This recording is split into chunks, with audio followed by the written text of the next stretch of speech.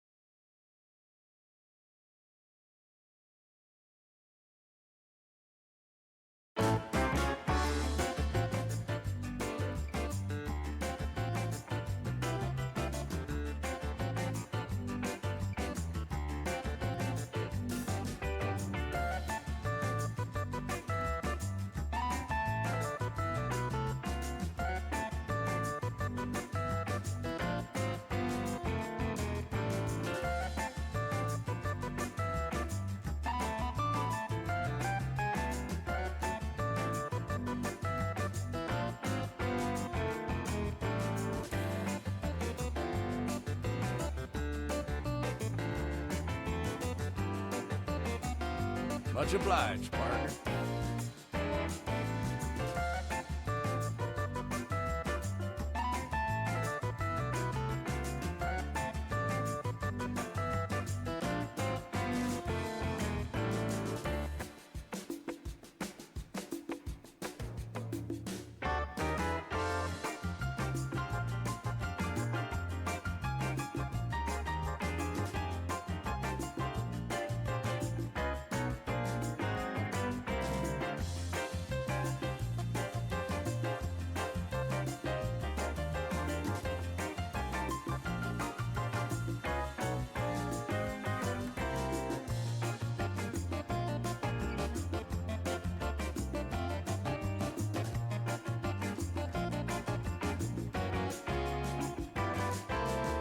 Much obliged, partner.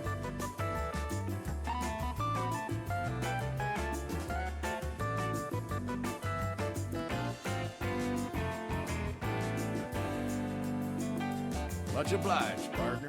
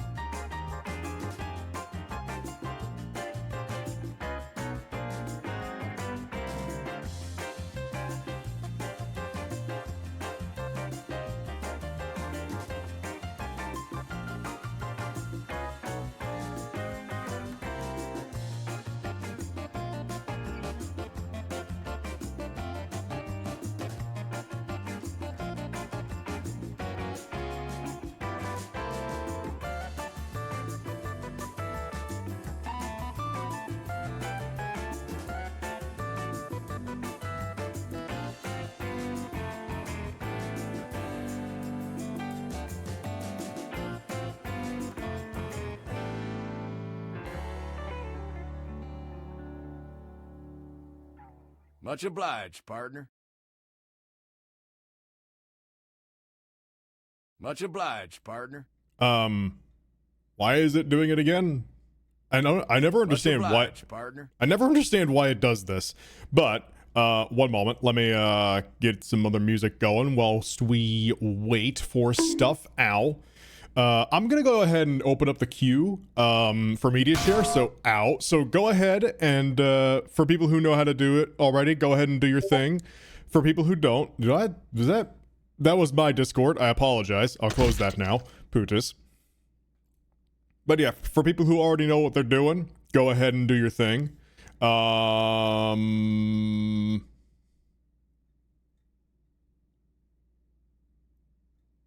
Wow, okay, my brain entirely blanked there. It's the end of the week. I'm sorry. I'm a little bit low on energy at the moment. But yeah. Oh, that was probably Koba's stream announcement. Okay, gotcha.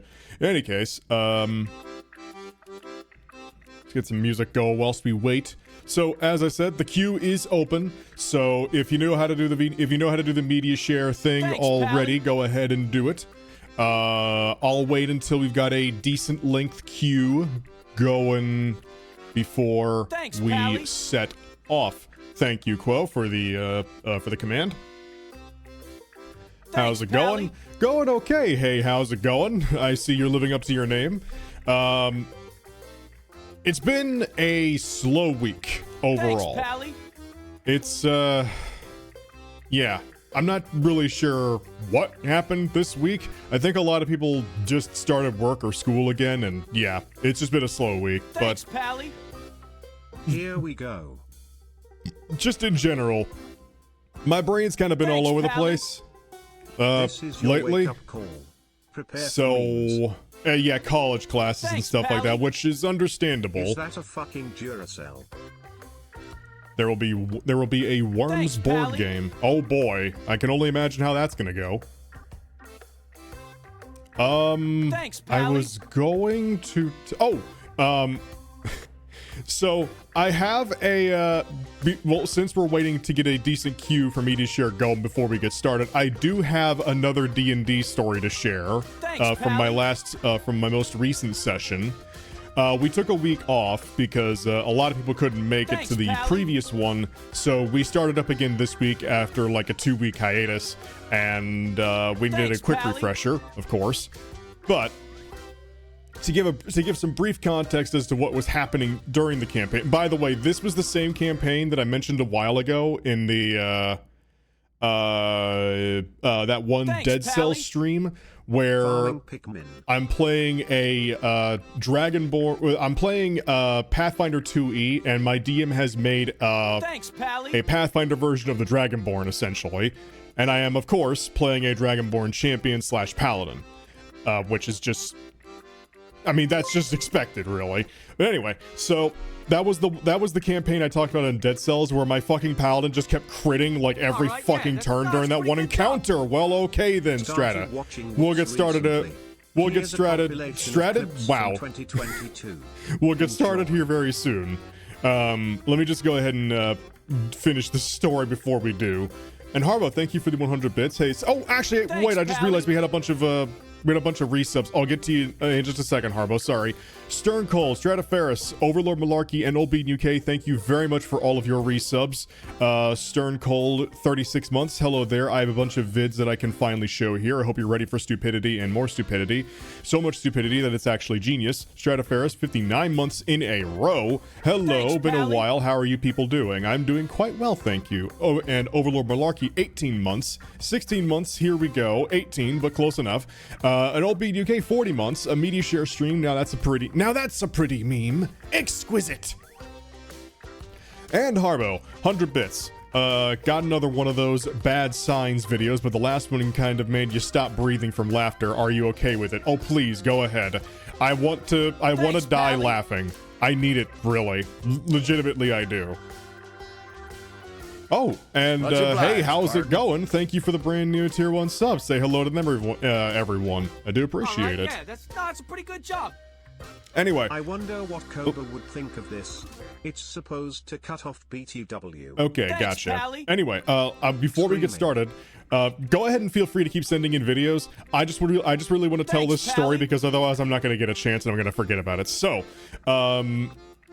This was the campaign. This is the same Pathfinder 2e campaign where I described my paladin as critting every other fucking round during that one encounter. Yeah, that's not Holy fuck. Okay, we'll get started here soon, I promise. At this point in the campaign, my party and I have found a mystical tower that was protected by a force field. Each of us, by the way, have these strange magical items called echoes that are unique to us and enhance one skill of ours that we decide at the beginning of the campaign. Using our echoes, we were able to enter the tower. So we're still not really sure what the deal is with them, but we're thinking we may find answers here. Tower is 8 floors up, by the way, looking very wizard tower-esque. So we go up a couple floors, and we get to a floor that is looking like a goddamn botanical garden. It has plants of multiple different varieties, a lot of them carnivorous, including one massive fuck-off plant in the center of it, which our thaumaturge, which is essentially an expert in all things occult and monstrous, identifies as an assassin plant. Its main thing is it wraps up things in vine-like tendrils that it constantly has roaming about it, searching for prey, and, well, eats them by dragging it into its massive bulb. So... And it's big enough that it regularly eats medium-sized creatures, aka people like us. So we decide we're not going to try and fuck with this thing as much as possible. However, given that it's D&D, we end up fucking with this thing as much as possible, and a fight inevitably breaks out. And as it does, a lot of the smaller plants in the other pots around the room start coming to life, and... what was I gonna say? Start coming to life, and they're like vine lashers essentially. They snap out specifically to do damage and grapple us to give the assassin plant an easier time hitting us. Me and our thaumaturge are flanking this thing together. It goes for a strike on my thaumaturge. My paladin's champion reaction goes off, which, for people who are unaware, one of the champion's main abilities is if an ally that is within 15 feet of you gets hit by an attack from an enemy also within 15 feet of you, you can use your reaction to reduce the damage your ally takes by a certain amount. And in the case of the paladin version of the champion, if you're close enough to them, you get a free attack. So... yes, Apple, I crit. I crit on the fucking reaction attack after we had already done a bit of damage to it, and I split the fucking thing in half. Like, almost do max damage on a crit, and essentially split the thing like horizontally across the center, and just kind of send this big old plant tumbling to the ground. That's not the funny part, though. So, after yet again proving that my paladin just has a propensity to, or a tendency to crit when to crit like once when I need him to, and then a lot when I don't need him to. He then proceeds to wheel around to one of the vine lashers that has him gripped by the arm, yanks it as tight as a fucking piano string, swings his sword at it, and crits it for maximum fucking damage. I flavored it as he crits it so fucking hard, there is a small explosion of divine energy that shadows the fucking windows behind it, to which our gunslinger screams out, "It's a fucking plant! Was that necessary?" Thanks, Pally. It was hilarious. And thanks, Pally. There is no kill quite. The only reason I flavored it like that is because it was indeed a max damage crit on something with maybe like 10 HP. Thanks, Pally. And the attack dealt like 36. Are you sure your weapon isn't blessed or something?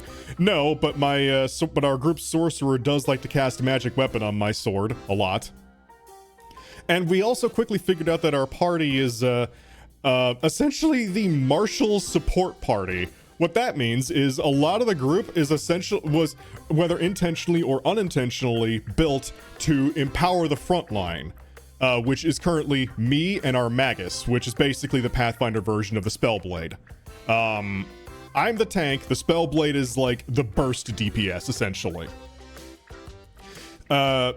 But we have an investigator who has the investigator's fun ability is called Devise a Stratagem, where they roll a d20 and then the next, they essentially focus on a target, roll a d20, and then the next attack they make on that target has to use the result of that roll. That's pretty good job. Okay, we'll get started here very soon. I apologize. I just really want to tell this story.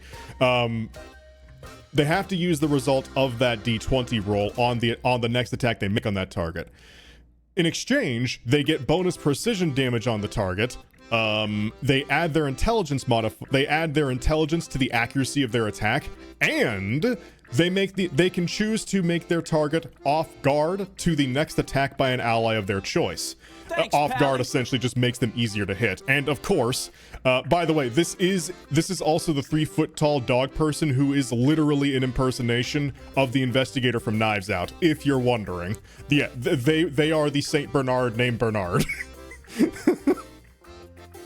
So they routinely put targets in an off-guard state, which is essentially just them calling shots on like where the target's the weakest for then someone like me to get an attack in.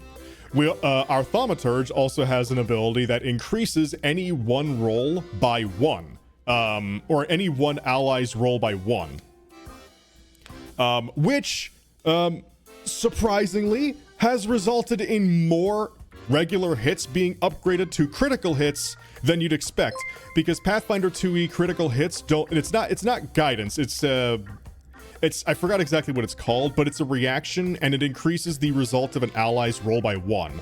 It's usually only minorly useful, but way to go, Slugger. It's still but the reason why it's more powerful in Pathfinder 2e is because critical hits aren't only done on like a natural 20 roll on a d20 Pally. anymore. They still happen on that, but critical hits happen on if the result of your roll is 10 or more than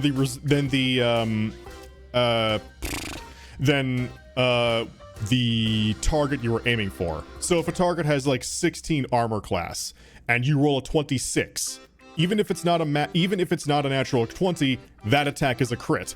So that +1 to attack rolls ends up essentially like increasing your is basically an increase to your crit chance.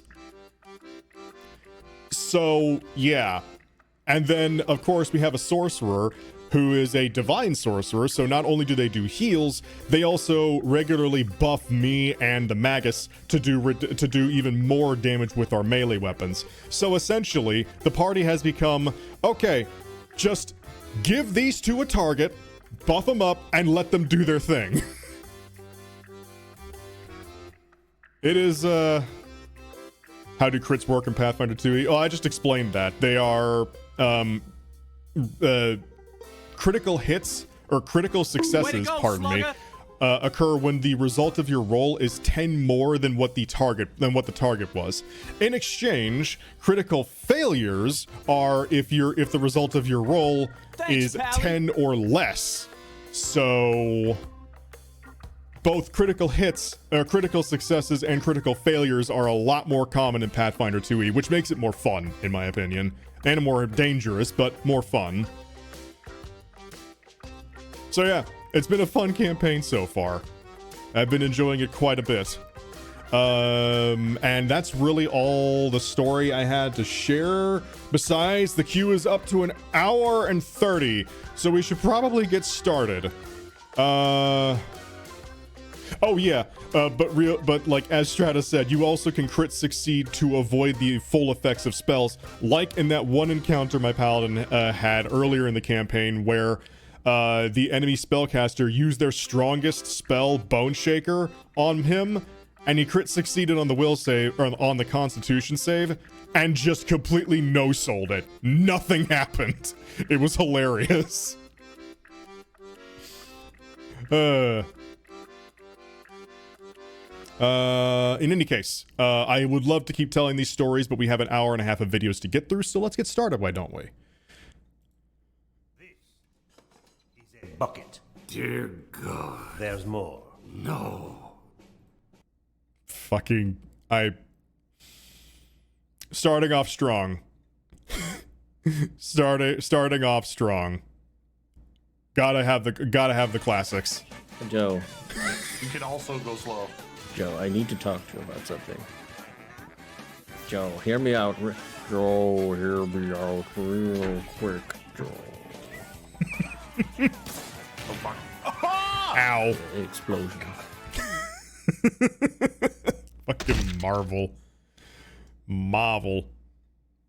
Can people post Baldur's Gate 3 videos? I don't know if people have done that already, but just be warned, I guess you may get Baldur's Gate 3 spoilers in this stream, I guess. Because I can't really stop people, but, like, just try not to post too spoilery stuff.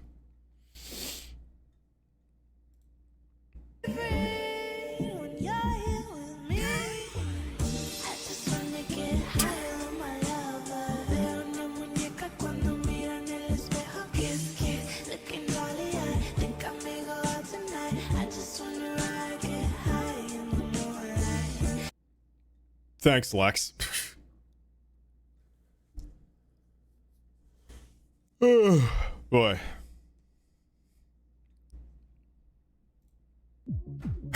I've seen this one. Speaking of Baldur's Gate.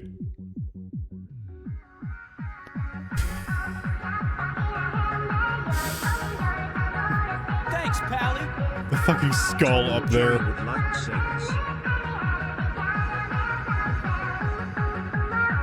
As it turns out, ballists know how to party.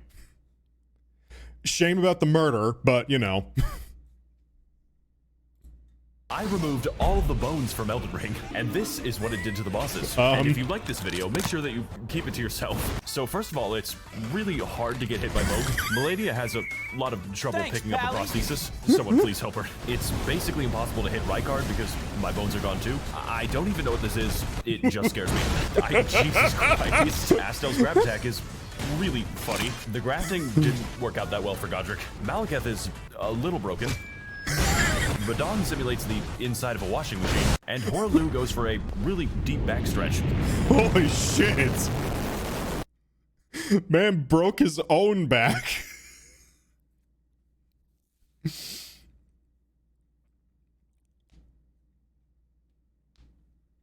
Is it really a party if you didn't murder at least one person? I mean, when ballists are involved, possibly.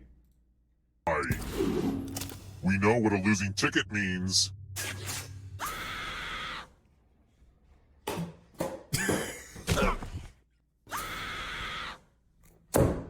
Ow. But why, though? Ow. That's just rude. Ow. But...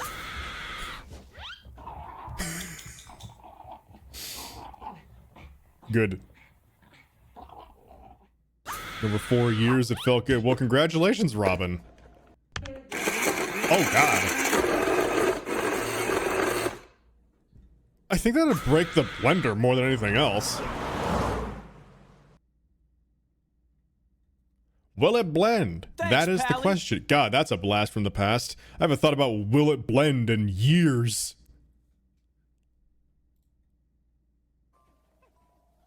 All that will be happy with what I've done. You're a fucking Duracell battery! It's legit just Duracell. Look at the company, the brand. How did they get away with that? The Duracell team up with Nintendo to produce Pikmin 2. Duracell. I do remember that there is legitimately just a fucking Duracell battery in Pikmin, just there. It's fucking hilarious. Minpick. God, now I'm just thinking of the will it blend guy.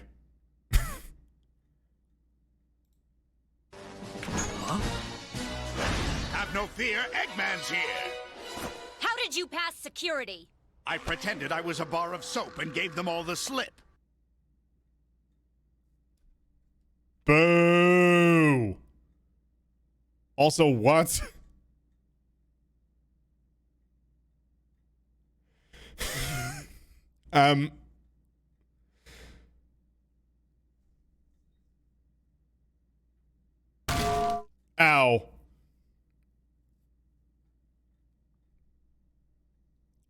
I don't know, but all right then. Brain, yes. Moving on.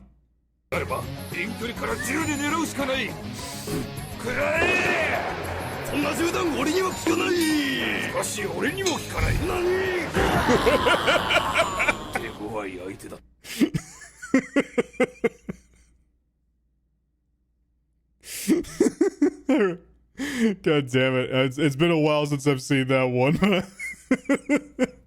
I am immune to your bullets. So am I. Nani?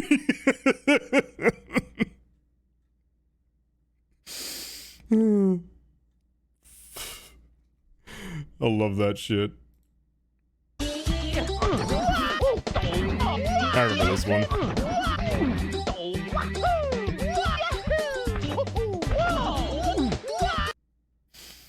Cats will try and climb on everything and anything. I remember when I still had a cat. When I came home, this was when I was still living with my folks. We had an old mattress that we were throwing out. And it was just like set up on its side, like leaning up in the living room as we were waiting to take it out because we were busy with stuff. I came downstairs and I found my fucking cat just laid out on top of this mattress that's up on its side, leaned against the wall, just kind of flopped out on it, looking at me like, what? It's just like, how the fuck did you get up there?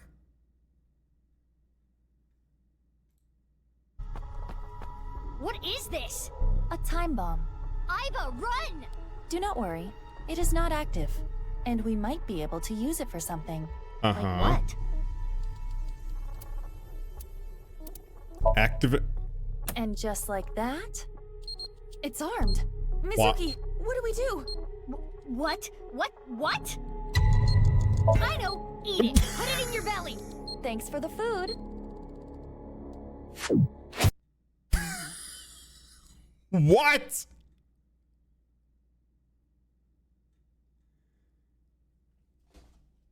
Okay, enough. Oh, wrong button. Hey, what just happened?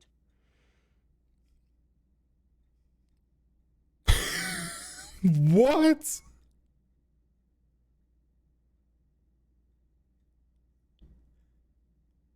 All right. Fair enough. Today's episode of Baldur's Gate 3 is sponsored by A Mental Breakdown and the number 2. Welcome to fantasy spelling, kids. Think you know how to pronounce it? I think not. Sight read this, bitch. Nobody talks to me. Nobody ever talks to me. I'm only the fucking dungeon master. It's fine. It's fine. You all just have conversations with each other. Mocap bastards. I'm just here in a booth losing my shit. It's fine. It's fine. Nobody talks to me. I just want a snack. And somebody to ask me to roll a dice. Just once. Yeah, but it's never for me. It's never for me. I'm pretty sure a lot of DMs know how the narrator feels. God, I remember watching the outtakes of the Baldur's Gate 3 narrator. She's a fucking chaos gremlin. I love her. There's only one tool you need for gardening. And I've got it. It's a hammer. It'll be a hammer. It's not a hammer. This. Is that a hoe? Is all you... No, it isn't. No, if you want to remove a plant, how do you get them up? Well, you... And there it is. That took you... About 30 seconds. Dirty fingernails, cricked back. That's what you do. Okay, now let me show you how I would remove it, okay? See these three here? Ready? Well, granted, they're gone, but you can't garden with a shotgun. They have ceased to exist. Thanks, Pally. Observe the genius of my gardening. I'd rather he had a hammer.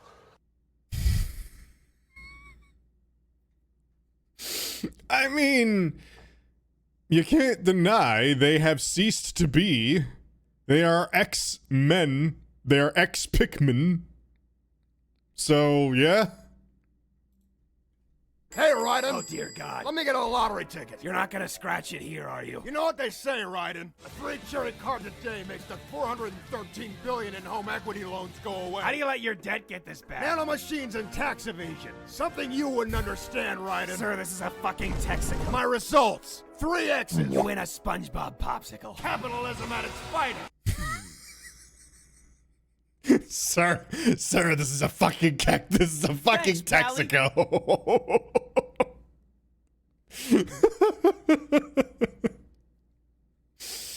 Ryan's just trying to earn his fucking 9 to 5 and go the fuck home, man. Come on, he ain't paid enough for this shit.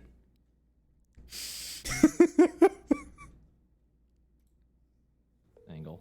Oops. What's up, man? Okay. What's up, bro? How's your stream going? Hold on. What's going on, man?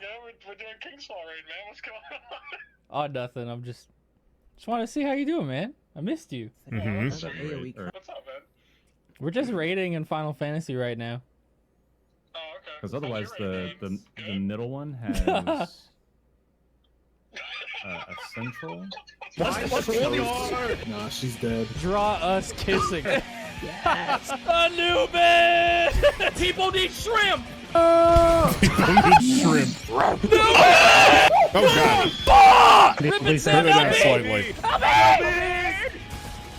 right, you ready? Where do you want to do it at? Right here. On the pillar? Send it out really far. Oh. You gotta go! Oh god. Let's go! Yes! Holy shit. Holy fucking shit! Holy fuck! Damn it! Motherfucker wiped the entire team at once. Oh yeah, we gotta set up our Fura cosplays. I forgot. The demonic thigh boots might work. Thanks, Pally. I feel like they're shorter. Oh, hi, Fura. Don't look. What shoes do you wear, Fura? Much obliged, partner. And Kamen Rider Nexus, thank you for the 42-month resub, 29 months in a row. Hello, peoples. How are things going? Having to deal with an exterminator bug bombing in the house soon, and we're trying to ready the house for it. Gonna be a long weekend. Well, good luck to you. Weird champ. What happened? I wasn't looking. Everyone make a I said, well, Good job, Fura. dressed for battle, I see. I don't have that. Not that Fura, can you reprisal? Someone addle. Come on. There was no addle. What the fuck? Shut up, Ninth Hero. Okay. Ninth Fura. What? Fura's dead. Fura, can you get the raise? Thanks, Fura. You're welcome. Wait, you can, okay. Fura, take the tether. Fura, get the tether. Fura, make sure you're in front of us. This is a good bit. Pure reprisal. What the fuck? There's no reprisal. Oh! Fura, heal. Wait, was it Fura's reprisal? Fura's dead if Fura can get the raise. Thanks, Fura. Aren't they supposed to like me? Shut up, Fura. Yes. Good job, Valor. Now we're truly ready. Let's Oh go. my god. Hold on. There we go. The Perfect. hands on hip pose. There you go. There we go. Yeah. Yes. That's so funny. Okay, bye. She turned into a gnome for a moment there.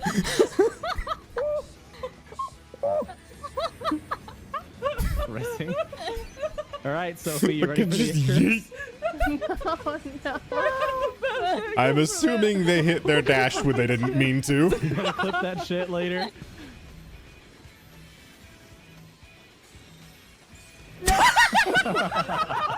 Yet again.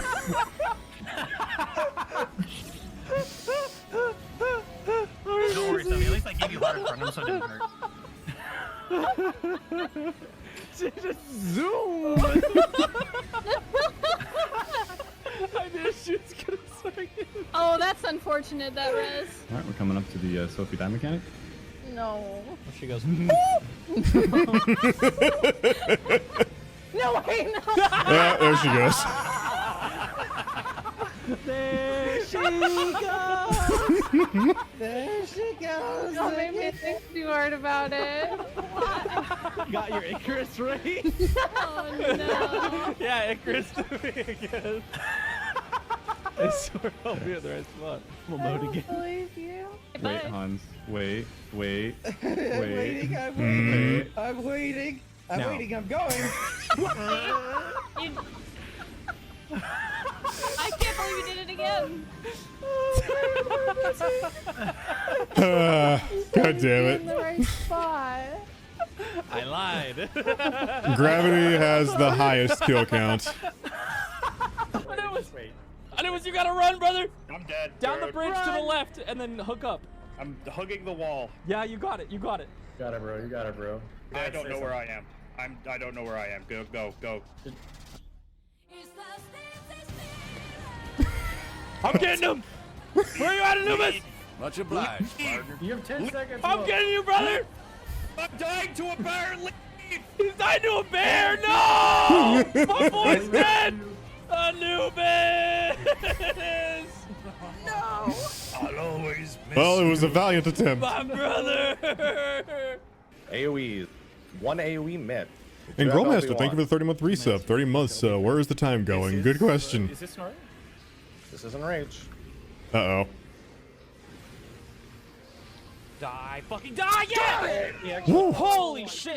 Fucked up so bad at the end. Oh my god. I can't believe that died. That was so So, fucking close. for those who were... Literally, can we Hold fucking on. get into indoor shrimp farming? If we What? literally do indoor Never mind. shrimp farming, we in a landlocked state, we become like so fucking rich it's not even funny.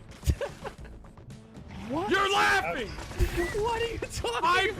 beat poverty! I have the way to beat poverty forever. This is what growing up in the hood does. What's he talking about? Indoor shrimp farming! What? Stupid. People, You use all these want fucking shrimp. dumbass fucking insults like What gilweed. the fuck are you talking Like about? I'm 90% sure you're actually just a real life character. Ferris was an AI to piss us off. Fucking whatever, dude. Don't indoor shrimp farm. That's fine. We won't. Yeah, well, don't indoor shrimp farm. More indoor shrimp farming for me. Shrimp, it's real. You can eat it. You can eat real shrimp. So what kind of equipment do you need, Ferris? Okay, hold on. You set up a 20-gallon or larger freshwater tank with light and heater and allow it to cycle fully before introducing the shrimp. Man's still on this. Surfaces, for example, with rocks. These encourage the growth of surface algae, which forms a supplemental food for the shrimp. Check the water parameters. The needs of the different species vary slightly, but Planet Inverts notes that That's cool, man, but I'm playing generally Castle do Crest. best. Shut up! You shut the hell up! And you listen to me. Generally do best in a hard water tank with a pH of 7 or above. Set the thermostat to 78 to 84 degrees, preferably closer to the upper end of the shrimp. Feed the shrimp once a day on algae tablets, blanched vegetables, and sinking fish food. Do not give the shrimp more than they can consume within an hour or so. When you first get them, determine how much to feed by providing a tiny amount and adding a little more when that has been eaten. Repeat until you have an idea of how much they will eat within a couple hours. Do not provide any more. As uneaten food pollutes the water. Perform partial water changes at least once a week. And that's it. That's all. And then you take the fucking shrimp out. And you fucking have shrimp out the ass. That's and great. you sell them for restaurants. And they fucking buy it because people need shrimp. Yo, man. Welcome back to the game. You fucking take the shrimp out and you have shrimp.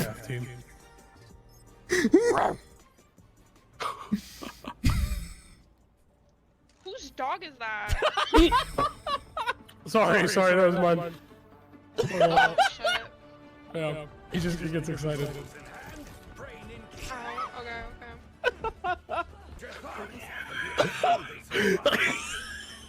I'm gonna fucking throw up. Oh, the turf war. Oh, Pog. Grabs my popcorn. Oh, God. Never mind. I hope this doesn't come towards me. Just in case. Ah! Fucking stupid ass fucking boss, man. It's good. It's good. Gotta be, get him out. LB. Hit the LB. Please. Need everything you got? It's dead. My Yes! Holy shit. So they are just barely beating the enrage timer, which is basically when the boss says, okay, you die now, and then you just die. Cow, a bummer. Yeah, let's say. Why you got your head down, bud? You know, it could have been worse. You could have been shot. You could have been hit with a truck. She could have been violently transformed into a dangerous monster in front of your eyes. Alright, bro. Seems like this is case closed. Shut the fuck up, bro. Man's fucking cosplaying as a goddamn private eye. Are you fucking kidding me? You hit the fucking link, bro.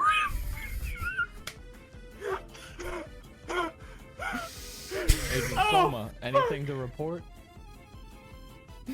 Nah, she's dead. Bro, I think it's Vivi. Why? Because she was in here and she was like, what the fuck do I do on cloud upload? Oh boy, that was fun. Pardon me, goddamn. Thank you, Strata. Text Talks Battletech, the Hunchback. Alan Seeger, those many years ago, in describing unfortunate destinies, said, "I have a rendezvous with death." Shakespeare offered that we look upon ourselves and curse our fates. But Hindley said it best, I feel. Out of the night that covers me, black is the pit from pole to pole. I thank whatever gods may be for my unconquerable soul. In the fell clutch of circumstance, I have not winced nor cried aloud. Under the bludgeonings of chance, my head is bloody, but unbowed. Beyond this place of wrath and tears looms but the horror of the shade. And yet the menace of the years finds and shall find me. Oh, this is a section from like an hour-long video. Okay. It matters not how straight the gate, how charged with punishments the scroll. I am the master of my fate. I am the captain of my soul. Buckle up, class. This one's gonna be special. Neat. Pardon me. Good narration. Oh, no bitches. How unfortunate for you. Fuck off, Wesker. Says the man obsessed with total global saturation. Yeah, queue's still open. Yes. Let's do it! Saturationless. Oh, hello, demo man. Thanks, Pally. That's the spirit. Come on. What's this now? Oh, this is not good.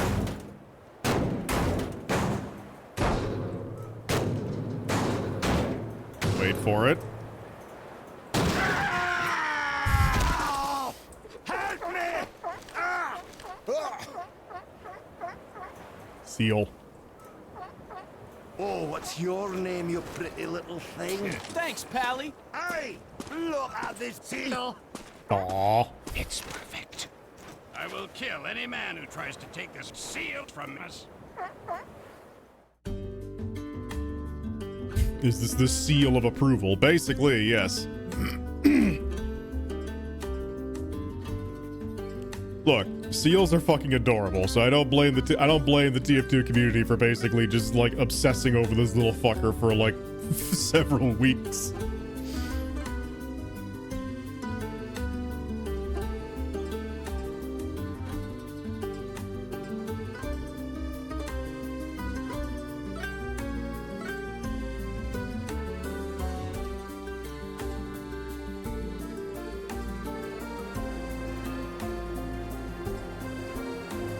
Seals are basically the fat dogs of the ocean. Kind of, yeah.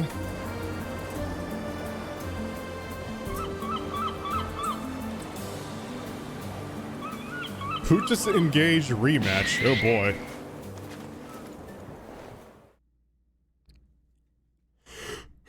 boy. Pardon me. Or are dogs the land seals? These are things we must think about. Uh-oh. The rock is strong. Ro'ak Yamamu, thick stick done. What? Have you ever thought that Deep Rock Galactic makes too much sense? I love it! Have you ever wanted your dwarves to sound like they both have severe brain damage and literally no filter at all? I mean, they already do. Oh my god! Might I present to you Google Translated Dwarves? Oh no. This wonderful little mod takes all the dwarves lines, runs them through Google Translate, and then revoices them with the power of 11 Labs AI. And as you've seen, the results are... It's Steve! You're my best friend! amazing. Beautiful snow, yes. Beautiful snow. Now, this is also paired with the Google Translate mission control lines, which is a separate mod, so you can either have mission control be completely sensible, or your dwarves be completely sensible, or have neither of them be completely sensible. Make them a kissing bitch. Get ready. There are links in the description for these wonderful mods, and now, let's begin. Let's start the fire. Arbattoir Asmaman. What? Was that English? Did he just summon a demon? I think he did. Liquid Morkite team. Install pipes, supply factory, and then Good Everything is simple. Work hard, guys. Everything is simple. This is just propaganda. Oh god, the eyes. Science. Jesus, oh, I'm offended. FIFA? FIFA? Rate modulation. It's the same as great when you buy You're fired. Hercules pride. I will give it out of the toe. Every time I get a load bag, I die insect. Oh, this is so weird. This is so weird. God, I can only imagine how long this took to do. Oh yeah. This is a Shrimp. Shrimp. Shrimp. What's the shrimp? This is a shrimp. Maggot. Oh. One box. Who shows? Damn it, we have to cut this short. What? Well, let's just kind of stop this here, and then we'll kick it up again later. Oh my god. This is a shrimp. If you don't turn around and hit the rock, you won't come back. Let's rock and roll. Vertical bar. Vertical bar. Rock and roll. Lloyd. This is my greatest joy today. It's never too big. Here, I'll pay for it. Give me a legume, Lloyd. Beans on the house. Hello? Just say hi. Welcome to the darkness, old friend. Grow thick hair, heavy gold backpacks. Okay. Let me go back. What? Yes! Then the Tohua missionary, it's tartar, and to a cow, it's wheat. They are not waho. Whoa! Whoa! Next round is on me. Alright. Our goal is to pack water, which we deliver to treatment centers. Leave or keep it. Work, idiots. Why is his voice voice cracking non-stop? Did puberty just hit him? Like right now? Absorbing the foul guys higher. Do you like the aesthetics? Listen, girl. Wait. Oh shit. Get your cleaning supplies. It's our cleaning job. Oh no. It's a mini boss. Have you ever done them? No. I have. I did it literally just last night when I was recording this. Let's do it then. The very first time I run into one, it's when I'm doing this dumb shit. Cleaning the foil of the anti-corruption application. Did he choke in the middle of that? Look out, worm. The clean bean pods are here. It's time to kill the corrupted people. No! Oh my god! Please, little frack. Good news is these guys drop like 3 plague hearts. What the fuck? Was that Did you? It was. Oh my god. I got the foamer. Sweet. What? What? I got flung. Oh shit! Oh shit! Yeah, no, that's applicable. That works, I actually. am so sorry. Oh shit! Ah! My rock box! That's it, kids. Rock and roll. Yeah. What was that pterodactyl screech? Jump scare. Did you see the subtitles? Yeah. Woo! Well, you know what time it is. Help me again. Stock blowout has been ordered and is under investigation. Now the only thing that's missing, we need all the in-game text Google translated too. Yes. We need to know. We need to do the we're rich. Oh my god. Mactors are here. Not the Mactors. Mactors. Sorry. I'm sorry. Here's Samuel. It was a wonderful trip. Yawn.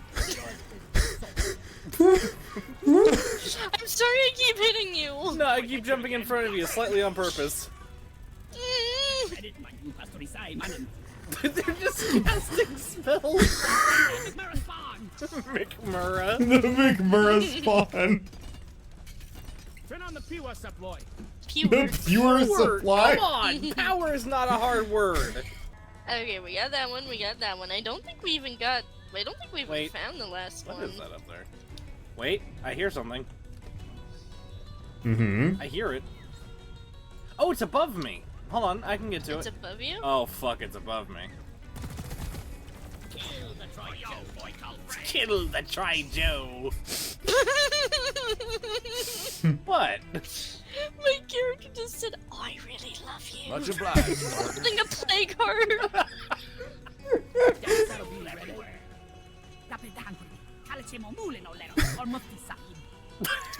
What? I think they're speaking. I don't even know. I don't want to be racist. Yeah. That sounded Hold on. genuinely like a little, maybe Arabic, almost, kind of. I don't want to say this and be like racist, but like a Hindi language. Maybe.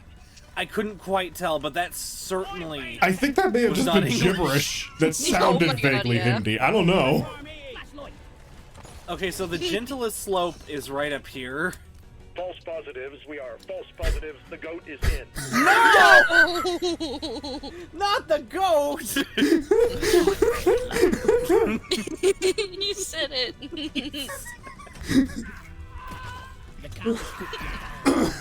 Like, are you okay? The engineer is just screaming. He's just screaming over there. I'm trying super hard to make this work. I like how this is normal Deep Rock problems on top of everything else. Yeah. Alright, time to go build it. At least it's fun. God. Woo-hoo-hoo-hoo! Okay, wait, this might be the most fun rail we've ever built. Holy shit! I made it. Goosebumps. Urutari Kandi is back with the cat. Nice! We got a cat. When was the cat? When did a cat get involved? Dwarf cats are a thing. Consider myself a blabber. I like big fat boys. I like how those are. That's the requisites for being a plumber. Oh, this is This so job much. is hard. I was about to say this is so much easier than building, but alright, I guess it's hard. Help. Loot bug. Help. I'm coming. No! I love the pace. Did we do it? All pipelines and pumps are built. We are ready to start extracting liquids. Go back to the filter and start the pump sequence. That was almost normal. Ready to start extracting liquids? Alright, sweet. I love non-specific liquids. How about you? Yep, let's do it. Tash and tash. Single motor fluid extraction. The filter and all auxiliary pumps operate at full capacity. Be aware, noise attracts locals, so be aware and protect your equipment. Be aware and be aware. Also, Paragon, thank you for the 63 months. I have lost all meaning on how long I've been here. What era is it again? With us. I don't know anymore. Fine. I love you. Oh shit, one of the pipes burst. Well, we have a pipeline problem. Oh my fuck! I need to download. I need to get that mod. Holy fuck! I love how the engineer just kept making the most horrendous pterodactyl screeches as they were screaming in pain.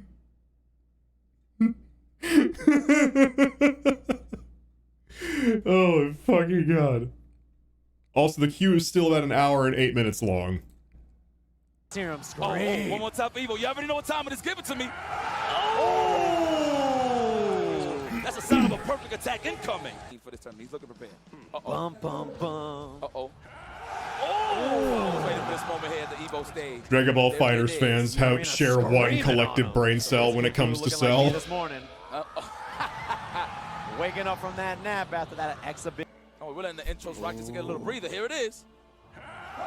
Oh my goodness, Cell, aka the man with the Dominican shape-up. Here it is, the opening. Oh my goodness, the great Poupon is in. Talk to him. I like how it is an unwritten rule to literally never skip Cell's intro for this exact reason. In the meantime, this is the present. Let's go. The Cell face. They're gonna rock. Man, you know, this is a good position for Fenris. He can actually win another Evo title here. He's in that position.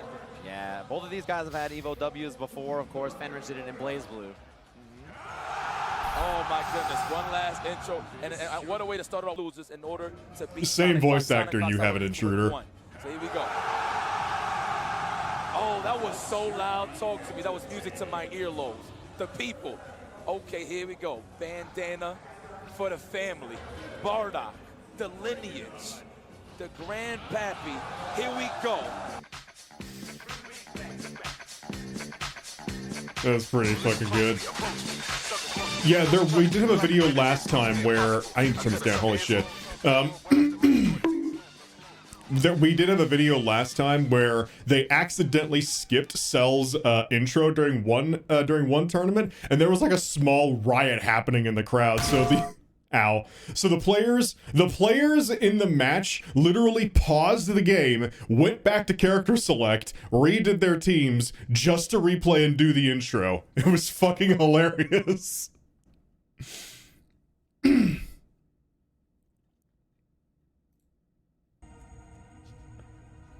found a new toy?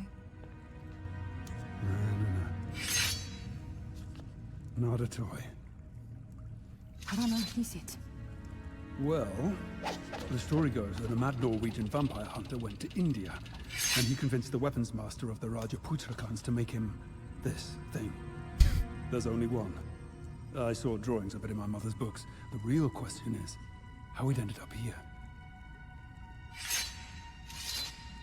See? Sign of the cross. Mm-hmm. Did the vampire hunter die in India? Because Hindu vampires wouldn't have the faintest idea why he was waving a cross at them. Actually, no. You see, vampires are basically an evolved predator species, so their eyesight is pretty different to ours. Turns out that if you put a big geometric shape right up close in their field of vision, it confuses the shit out of their brains and, you know, makes them panic.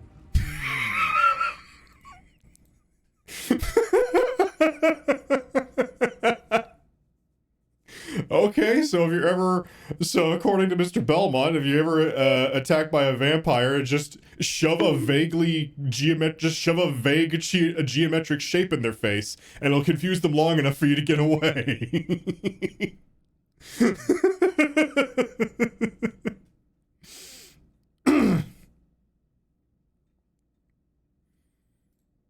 This is a game called Rules Lawyer.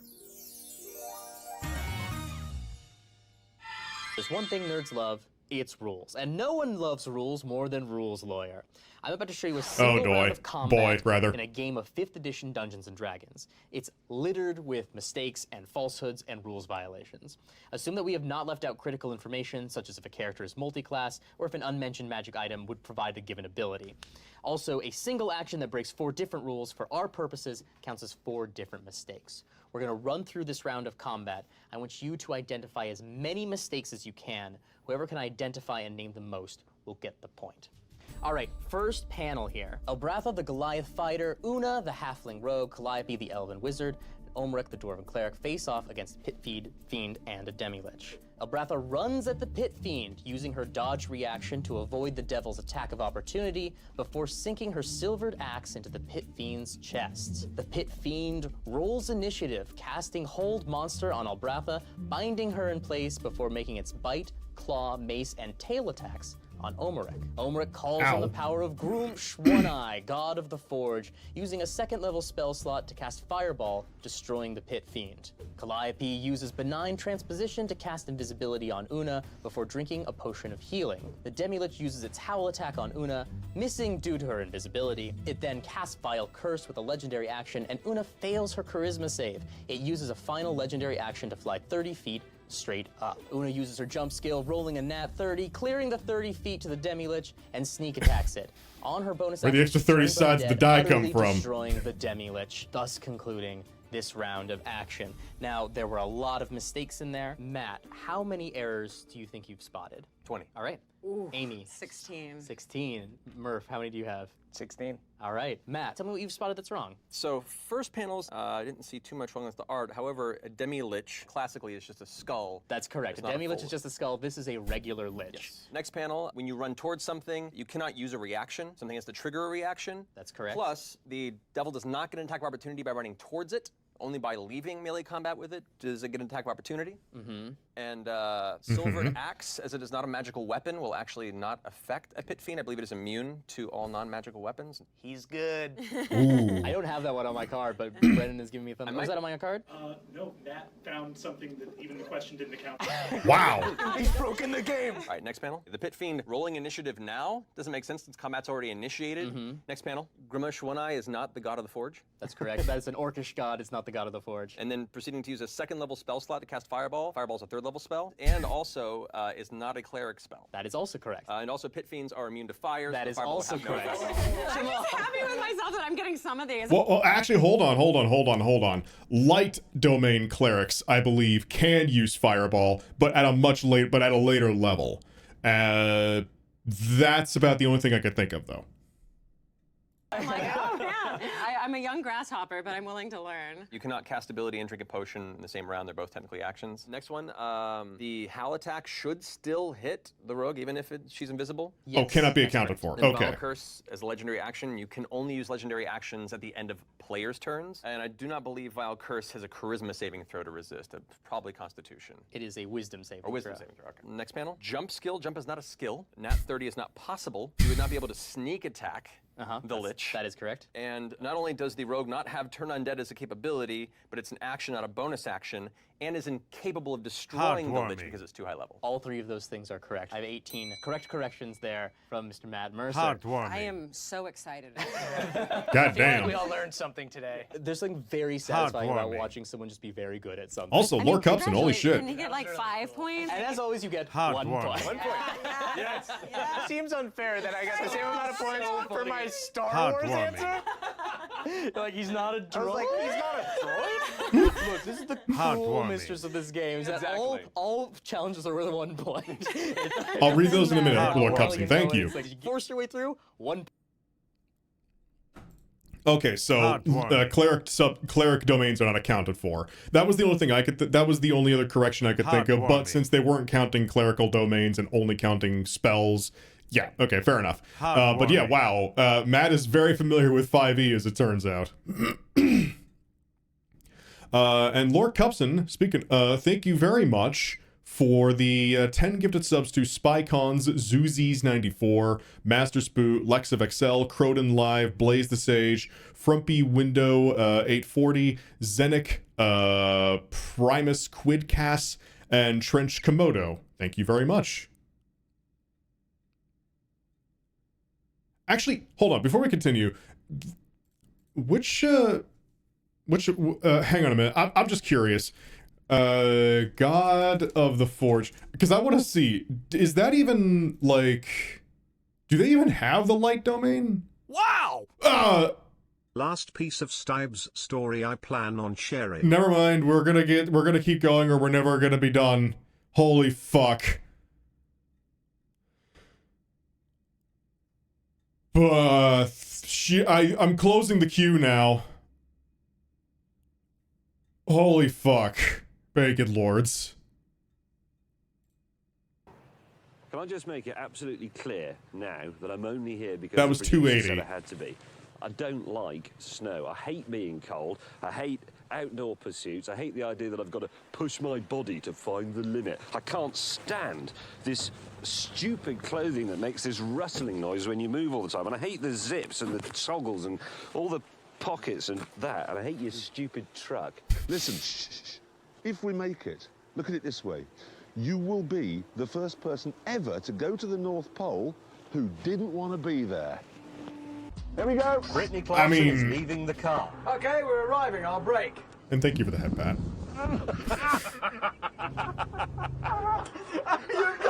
It's an all-over carpet burn. How am I going to explain this to my wife? The more pressing question, I need to carpet burn in the Arctic. He will have walked into a dealership, hello, and they'll have shot him. Hello. What's killed it? Why is it stopped? Emergency stop. Why is there an emergency stop? There was no... Who's let... We've lent on the what? Who's... Your man. The cameraman... We lent on the... Yep. You've stopped the plant? Yeah, it sort of hit the emergency stop a bit. Why have you done that? Well, it was a bloody accident, wasn't it? I didn't do it on purpose. Richard, I'm going to make a suggestion. Don't come back here. Don't come back. Go away. Go to Tierra del Fuego, and even I'm going to hunt you down and kill you there as well. Oh my God. Man of the D5481. This is our darkest hour. We will not allow Adolf Hammond to ruin our plans for this great, this wonderful, this I'm coming down here to put them on, otherwise I'll just fall over and it's pointless. It's the same here as it is there. Push off, and then to stop, just kick the arse out of the skis with your heel. Yes, don't cross them.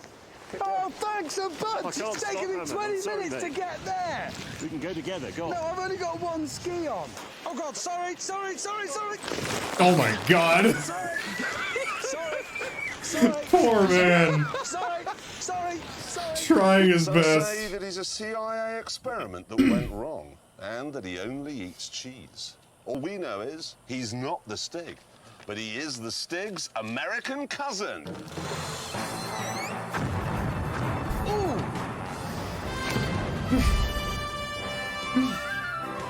Big Stig! Big Stig. No, don't pull that. What's happened? Oh my God, what is that monstrosity? Not the steering. Sorry. The wrong end, you idiot. To try and regain control of the rear, Hammond dived for the wheel of the Alpha. Not that way. Is that helping? I'll go the other way.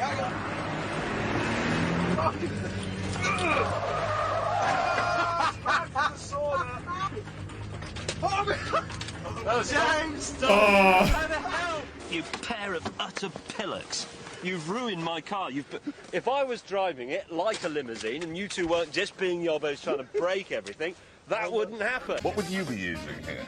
Well, how the hell do I know? I've never, ever played golf. And it's like that, isn't it? I can't believe you seem to look like someone who'd done it. I've been there before. Ducati 1098. I'm sorry, what's he doing? It's a Ducati 1098. I'd like to put it forward to go on the board. In fact, I'd like to put it in the cool. I seriously, no, there's every reason why this is a very, very cool bike. It's an Italian superbike, but it isn't just technically very, very clever. It also looks beautiful.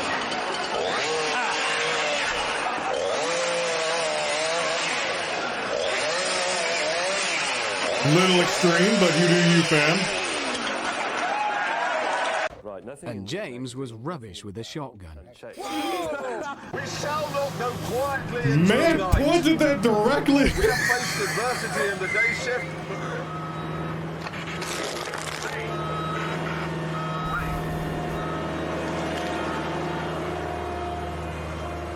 Wow. The other thing that Hammond has done is that he's fixed the seat in his drive. Ow!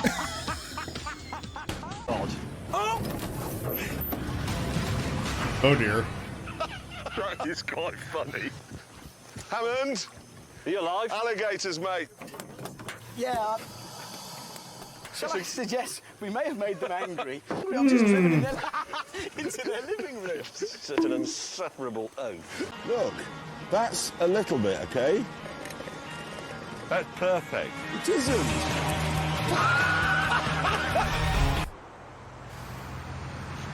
Clarkson! I know it's you, you insufferable oaf. I'm on the bloody throne. French have got better things to do than go around making cars. That's what it basically was. Pardon? What? Well, France is a lovely country. Hang on. Where does Christian Scott Thomas live? Paris. That might have something to do with your sudden spirited defence of France. No, because I've always liked France. This is pathetic. I don't know why you're laughing. You'd be exactly the same if Graham Norton was coming on.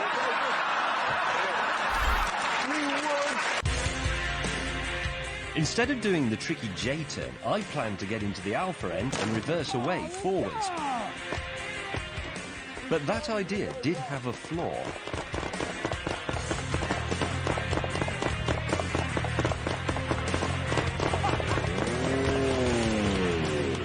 In fact, it had two flaws.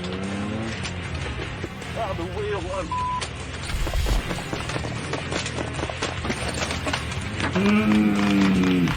Oh, look! I don't know, you aimed at my gentleman's area. That was chuffing. Ow! I think it's put a bit too much mascara round its headlamps. No, I know what you mean. It's just I had a bit of that going on in the studio last week, actually. The makeup lady put too much... hang on. You were wearing mascara? Well, it's whatever the makeup lady puts on us before we walk in. Yes, I guess so. I don't know. You let her? Oh, for crying out... Well, you let her make you look like a spaniel every week, so... If you're thinking of coming to America, this is what it's like. You got your Comfort Inn, you got your Best Western, you got your Red Lobster where you eat. Everybody's very fat, everybody's very stupid, and everybody's very rude. It's not the holiday programme, it's the truth. Hammond! Yes? Harsh but true. We're at the North Pole. You've done it? We've done it, we're here. The truck got there? Yeah, the truck has got here, it didn't fall through the ice. Presume you're not very far away. No. Listen, oh no, wait. Sorry, mate, James wants a word. Hang on a sec. All right, Joe. Hammond? Yes, mate. May. Bad luck. May be good, it may be fantastic on the track, but it's not what it's about on the road. It's too jiggly, it's too harsh, the interior is nasty. Just because the Alpha's slightly slower, you think it must be terrible to drive. It's not slightly slower, It's James. a little bit slower in the real world, but in terms of the way it feels to drive it, the balance, the feel of the steering, the ride, the little niggles you get, it hasn't got How a far ruddy can I gold hit his putter head? up its fundament like yours have. That's just childish and doesn't solve the argument. There we go, seeding. Oh, for I love these guys. sake, James! Is that it? He's done the whole bloody lot. It's 25 acres and done it in 25 square inches. There he goes. You're gonna die! I'm gonna feed you into your own machine! Now, you know that new law about kids under 4'5", they have to use a booster seat in the car? He does. Yes, all right. All right, people under 4'5" have to use a booster seat in the car. Yeah. Well, in North Yorkshire, the police say they cannot enforce that law. And do you know why? They do not have the... They do not have the legal... I can't wait for this. The legal... Because they do not have the legal right to measure children. To just measure them. Just say if you see a policeman measuring your children, you think, quick, call the... So they'll have to do what they usually do then and just put up some new sort of camera by the road to monitor children in cars to make sure they're... No, you can't video children. You ever been to a school sports day? You have to ask every parent there before you're allowed to take the camera out of the boot. Well, go to your own kid's sports day. Maybe they'll let you... OK, sit around. What? The power steering pump really is on its last legs. I've got a terrible wheel wobble. But I'm cool for the first time since I set off. I am cool now. Strictly speaking, it's left, but I think if we go right, I can go round the back. What do you mean, right? Well... Right, why? You just said... No, listen, you just said go left. right? Well, most people would go left, sir. So so why don't we just follow what most people do? Because I think if we go right... No, are you doing this intentionally now? This action is just stupid. This is just... Are you a jerk? No, this is what you've come to mess up my day. You've picked me up, you've driven me round and round in circles in London, been past Harrods 100 times now. Left, you're telling me to go right. I'm not taking this anymore. Just open this damn door. I think it... Find out loud. Stupid door doesn't go. I've had it. Get it. There he goes.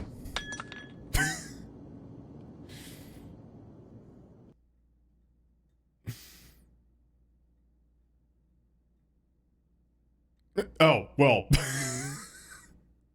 Just kind of ends very quietly. God, Top Gear is always so fucking ridiculous. Well, thank you, Linus Leaf. I'm waiting to see if there's like an after video joke. Okay. Well, thank you for that, Linus Leaf. I'm gonna keep moving because...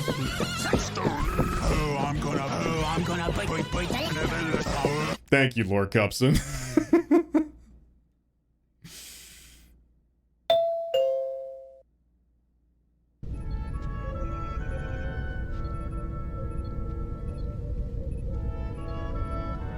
It's the Ocean Death Squad! Surrendering the forklift certification.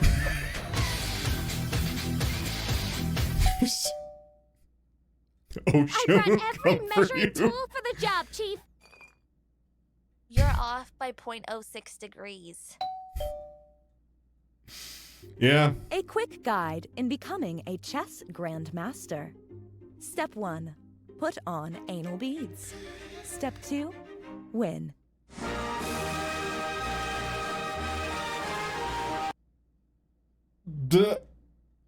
I forgot entirely about that whole situation.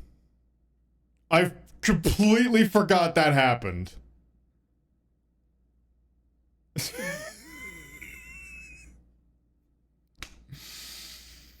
So, ow. I will say, Google at your own risk. You know what you're putting into your own search history, but that is a real thing.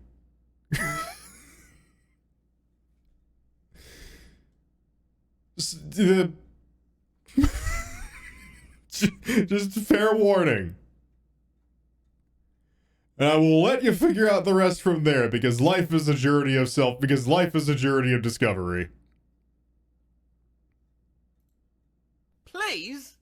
Thank you. I've spent the last couple of days looking at bad signs from a few different sources, but especially this crap signs Facebook group. School zone, produce speed, no pets and other food allowed. We are cleaning. Please apologise. Toilet only for disabled, elderly, pregnant children. Anyone caught exiting through this door will be asked to leave. Please inform us if you are. Diabetes. It is forbidden to dog. Anxiety disorders. Now only $45. Do not, don't. Dear guests, in the field of water sports, swim in the dangerous and illegal activities. 200 metres off your face, you use the space reserved. Right, well I don't really understand that. Thank you for your understanding. Airports Authority of India orders eating carpet strictly prohibited. Sorry, out of order. Please use baby change. Baboons. Dear customer, toaster out off serves at this is moment. Weekend style grilled. Sorry for inconvenience. Keep to right. Please keep left. Right lane must. Right left.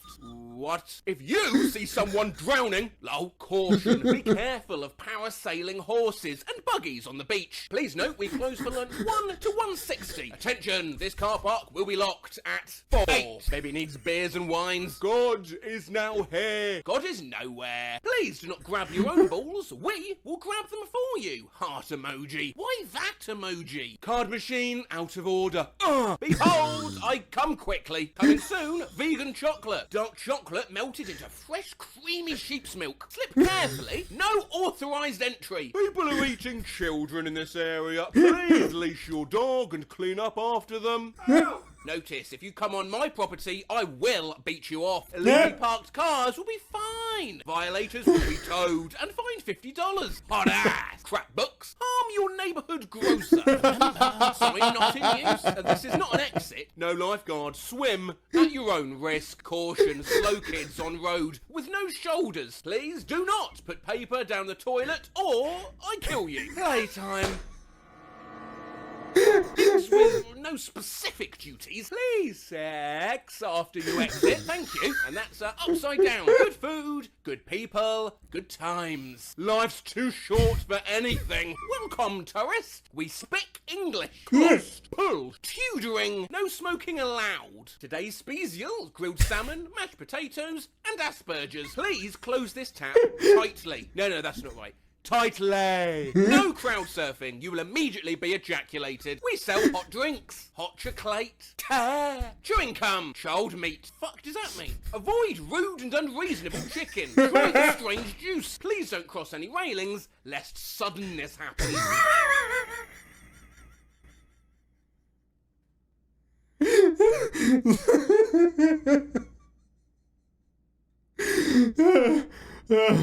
Ow.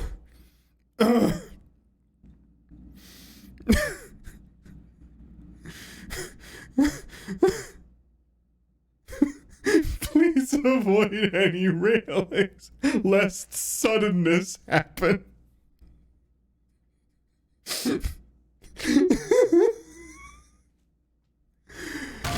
Oh my god, I'm okay. Holy fuck.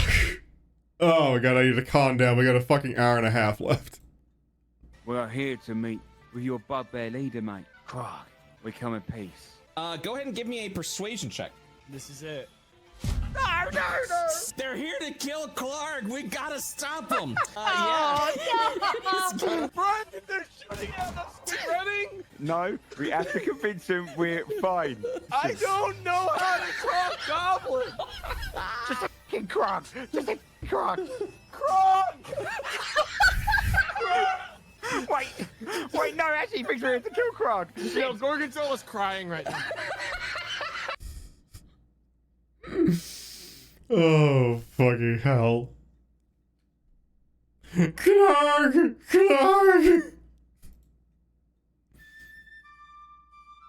Meet the Girardi? Oh no. I need some doggone help. Oh, yeah, almost got me. Hit, dog. Well. Damn it. Sentry down.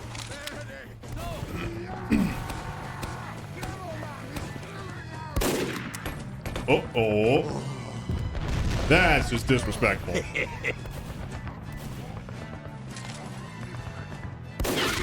Ow.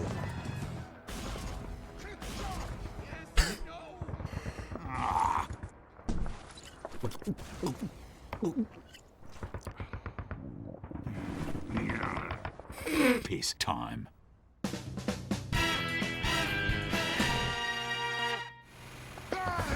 Build your tiny gun.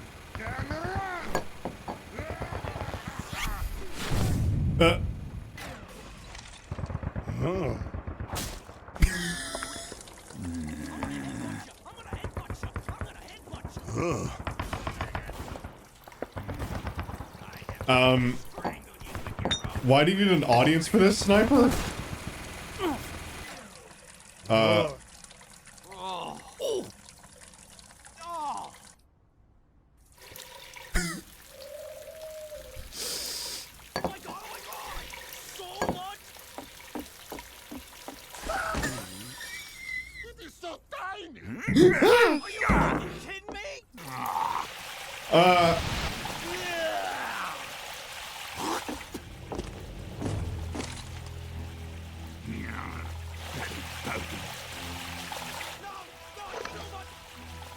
Cannot believe I... What sick man! Steady. Uh-oh.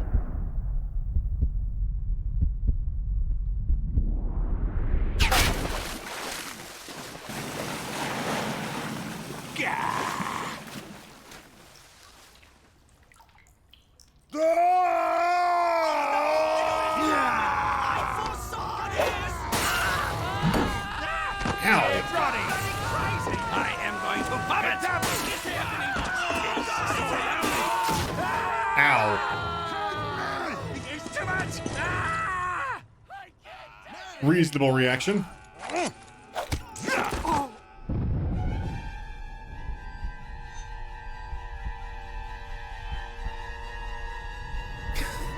Good reference.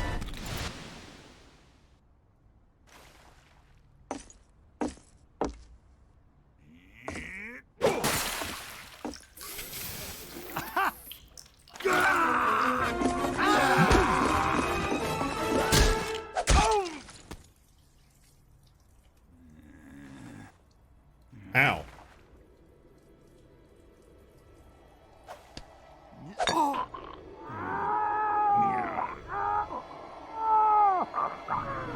Sniper?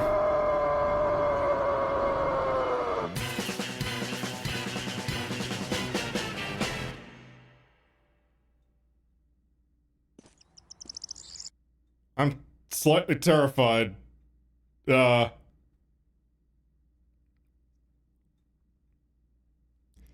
Right.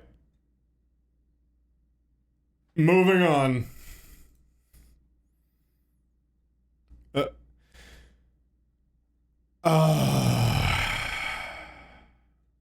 Video not available in your country. Yeah, okay, it's Mr. Blue Sky.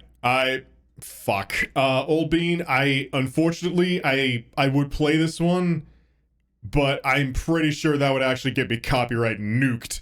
So, yeah. Or it's a Mr. Blue Sky meme sync. Yeah. I'm afraid I can't. So if you want to send in another 2-minute long video instead of this one, just link it in chat and I'll put it in the list. But yeah, I legitimately can't play that.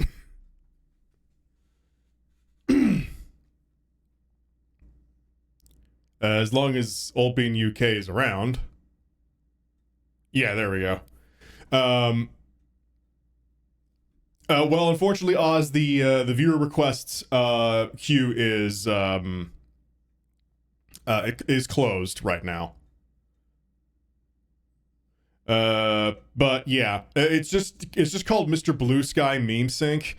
Again, God damn it, Mitchell. Again, I would normally play a video like that just like in a display capture. But unfortunately, that's just a copyrighted song set to images. That will get me nuked. So I can't do that.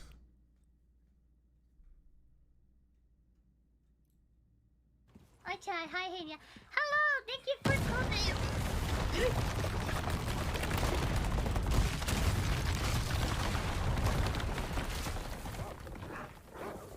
Mommy. Well then, ow.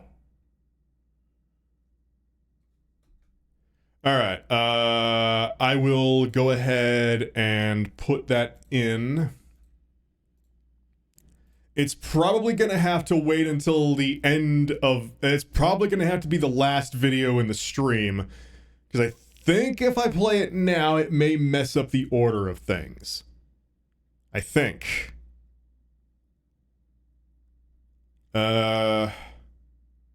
Yeah, I don't want a chance messing the order up. So we'll get to it eventually. Before we do though, I really need some water, so I'll be right back. Oh boy. Got a while to go.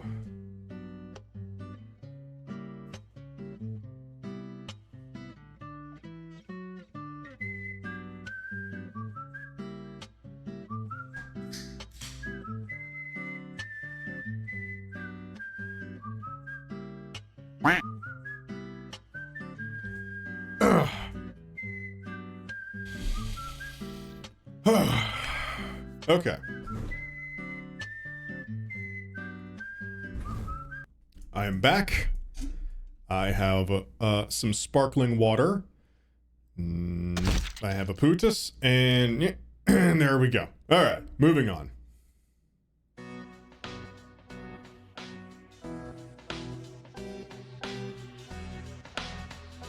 This is neat music.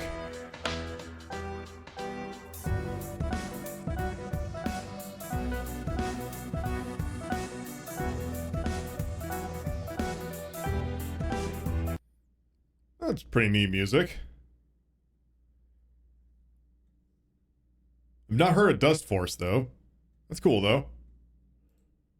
Without further ado, the world's most boring video game.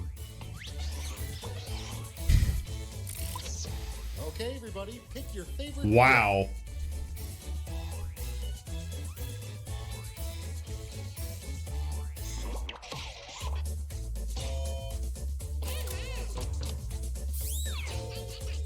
This game, really, you know what? F you. F you and f your mother, f your father, if you even have a f***ing mother and father. You know how hard we work on this f***ing game? Piece of shit. You don't even know. You have no f***ing idea. Oh, this game, Quiplash, it's boring. F you. What are you doing playing here then? Oh, and you want to know what else? It isn't even f***ing original. Somebody else answered the same damn thing yesterday. Ungrateful piece of shit. All right, let's keep going. Well, god damn, man. Fuck. Man, just not having a good day. Welcome to Good Grumps. May I take your order, please? Yeah, I'd like a large fry. Large fry. I'd like a Coca-Cola. Coca-Cola. Yeah, and a number 1 with no cheese. Number 1, no cheese. Could you repeat that back to me? Pickles. What? You have pickles, caramel sauce, 2 chicken washers, and a washer. A washer? That's not at all what I ordered. Thank you, Director. No! That'll be $13.99, Director. No, I didn't. No. I didn't agree to that at all. There was no contract. What if you had to sign a thing every time you got fast food? You should. You should have to. You should fucking sign a health waiver. Like pickles, caramel horses, and jack-o'-lanterns. Rating EAS alarms from around the world. Start with the banger. The classic. No. Every time I hear that, my heart yeah, I don't like it. The Vatican. No! That is a banger. Throw a fat beat on that. Germany. Yeah. Oh. What's shaking? Just. That's just a horror soundtrack. There it is. That sound, it's so stupid. Australia. Why the graphic design? It's so goofy. They're like, yo, tornado. Israel's just pretty creepy if I remember right. No, hate that. Oh, me doing it. New Zealand.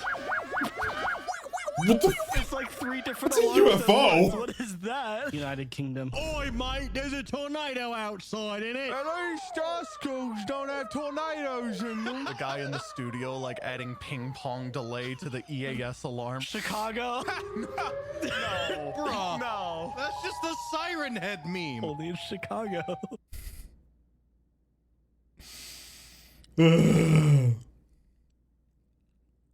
The fucking the fucking Israel one, the fucking Israel and Germany ones, and then we have that's our personal cryptid, Gary the Sky Reaper. Thanks for joining us.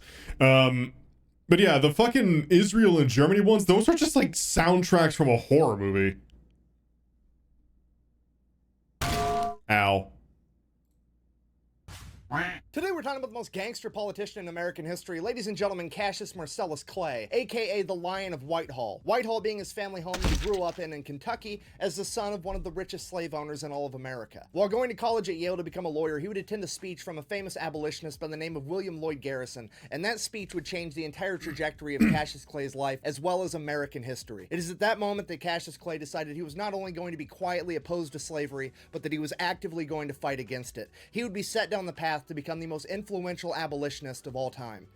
Oh god, forgot to do the ad. Hold on. Sorry for bothering the video. Real quick, this video is brought to you by the biggest sponsor of the channel and my favorite sporting goods store, Shields. They've got over 30 retail locations across the United States and an even better online store that I'm going to have linked down below, and if you use my code, you're going to get free shipping. They've got everything you could imagine there. This is where I got this shirt. It's where I got just this sounds backpack. like a all of it was on that sale. just to me that just sounds like a condition you get in your Back to the heel. video. Oh, wait, hold on.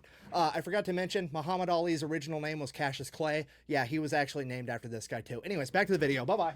If you don't know at this point in time, there's basically two different camps you could fall into for being anti-slavery. You could be an abolitionist or an emancipationist. An emancipationist is somebody that wants to vote it out over time, over the next 5, 10, 20 years, versus an abolitionist, which is somebody that believes we need to end slavery right now, and they're willing to fight about it. And in the case of Cassius Clay, he was willing to fight anyone, anywhere, anytime. You see, Cassius Clay wasn't just some nobody punk kid that went off to college and decided that he didn't like slavery. This was the son of one of the wealthiest slave owners in all of America. So for him to come out and voice anti-slavery views was a huge deal, and it pissed off a lot of people. So, being that this was the 1820s, what do you do when you're pissed off? You challenge somebody to a duel. So needless to say, the young Cassius Clay found himself partaking in an awful lot of duels, and he never ever lost. Damn. So, obviously, he's pretty good at it, and what do you do when you find something you're pretty good at? You want to keep doing it, right? Right. So Cassius Clay starts challenging anyone and everyone to a duel that dares to oppose him. It became common knowledge in his community that Cassius Clay would be willing to fight the wind if it blew from the west and he wanted it to blow from the east. This man went on a dueling rampage, so much so that by the time he graduated college, he was considered to be the deadliest duelist in all of North America. This guy was putting slave owners in the dirt like he was Johnny Appleseed planting fucking trees. He became known as the deadliest abolitionist of all time. So he graduates from college, goes back home as a lawyer. Shortly after that, his father passes away and leaves everything to Cassius Clay. Cassius Clay immediately frees all of his father's slaves, costing himself $40,000, which is roughly $2 million today. And then he even gives some of the slaves land and money on top of it. Absolutely infuriating the pro-slavery people in Kentucky. So what do you do when half the local population hates your guts? You run for public office, and that's exactly what Cassius Clay did. He served in the Kentucky State Legislature from 1835 to 1841, and then finally lost his re-election, to which the pro-slavery crowd breathed a huge sigh of relief because they finally defeated Cassius Clay, or so they thought. Clay immediately starts traveling the country, giving amazing anti-slavery speeches, winning over hearts and minds, and this absolutely infuriates the pro-slavery people because they don't know how to stop him. You can't legally stop a guy from talking to people that want to listen to him, and they can't legally kill Cassius Clay in a duel because he's the best duelist on earth. What do? You've got to illegally kill him. The problem with that is they can't find a hitman that's dumb enough to think that they can take out Cassius Clay, so they have to go to the one crevice of the planet where they can find somebody truly insane enough to think that they can do this job. And that man's name was Sam Brown, an assassin from New Orleans. 1834, Russell Cave, Kentucky. Cassius Clay's finishing up one of his world-famous speeches as he pulls out a burlap sack, reaches into the sack and pulls out a holy Bible and says, "For those of you that believe in the laws of God, I make to you this argument against slavery," sets the Bible on the table, reaches back in the sack, pulls out a copy of the U.S. Constitution, and says, "For those of you that believe in the laws of man, I present to you this argument against slavery," sets the Constitution down on the table, drops a burlap sack to the ground and says, "For those of you that believe in neither the laws of God or man, I make to you this argument against slavery," as he pulls out both of his pistols and sets them on the table, which I think we can all agree is gangster as fuck. And at this moment, Sam Brown comes up on stage and shoots Cassius Clay point blank in the chest. Luckily, Cassius Clay never leaves home without his trusted Bowie knife, which resides inside of a metal sheath. And that metal sheath would catch Sam Brown's bullet, saving Cassius Clay's life. At which point, Cassius Clay would draw his Bowie knife and charge Sam Brown. 6 of Sam Brown's friends in the audience tried to stop Cassius Clay. He would fight his way through all 6 of them, making his way to Sam Brown, promptly stabbing him in the chest, and then turning him into a Mr. Potato Head by cutting off his nose, lopping off his ear, and gouging out one of his eyes. Then the 6 recovered and were able to peel Clay off of him. Not knowing what to do, knowing they couldn't stop Cassius Clay forever, they panicked, probably for fear that Cassius Clay was going to start shoving this guy's facial features up his ass next. They did the only thing they could come up with to get the two apart. They picked up their friend Sam Brown, threw him over a 7-foot-high stone wall. He fell down an embankment and into a creek bed to finally get Cassius Clay away from him. Somehow, Sam Brown survived, but not only was he lucky for that, he was also dumb as fuck because he then decided to take Cassius Clay to court because apparently after Cassius Clay stabbed him the first time, they were even on the whole assassination attempt thing, so Cassius Clay should go to prison for mayhem. So Cassius Clay calls upon his older cousin, one of the best lawyers on the planet that had never lost in open court with over 40 years of experience, Henry Clay. Henry Clay goes into court and his entire defense for his cousin is, and I quote, "Your Honor, this is just standard behavior for a Kentuckian." And the judge is just like, "You're innocent. Free to go. That's it. Best court case ever." Literally walks in and just goes, "I thought this was America. Huh? Isn't this America? I'm sorry, I thought this was America. So after Cassius Clay was found innocent, Henry Clay decides that he's going to run for president, and Cassius is going to help him campaign. Cassius is going to tour the country, giving speeches, saying, hey, you know, vote for my cousin. Here's the rule with that. Henry Clay told him he's only allowed to tour the northern states because he's actually legitimately concerned that if he sends Cassius to the south, he's going to shoot so many fucking slave owners in duels that it could be considered voter fraud. So Henry Clay ends up losing the presidential election, and Cassius moves on to his next life adventure, which is becoming an author and writing anti-slavery news articles. The problem with that was none of the newspapers were willing to publish him, so he says, fuck you, I'll start my own newspaper, The True American. Now, as I'm sure you can imagine, starting an anti-slavery newspaper in fucking Kentucky in 1845 was not very popular, and his business would receive death threats pretty much every day, some of which were written in blood. So Cassius Clay, in true Cassius Clay fashion, says, fuck it, I guess we're gonna fight about it. He then proceeds to up-armor his entire business and his printing office. He covers the entire front of the office in a large iron sheet. He installs several cannons down corridors, stocks the entire thing with loaded guns, and rigs it to explode. Here's the thing. Man is literally the I carry a musket for home defense with a fucking grenade, with a fucking grape shot loaded cannon mounted at the top of the stairs meme.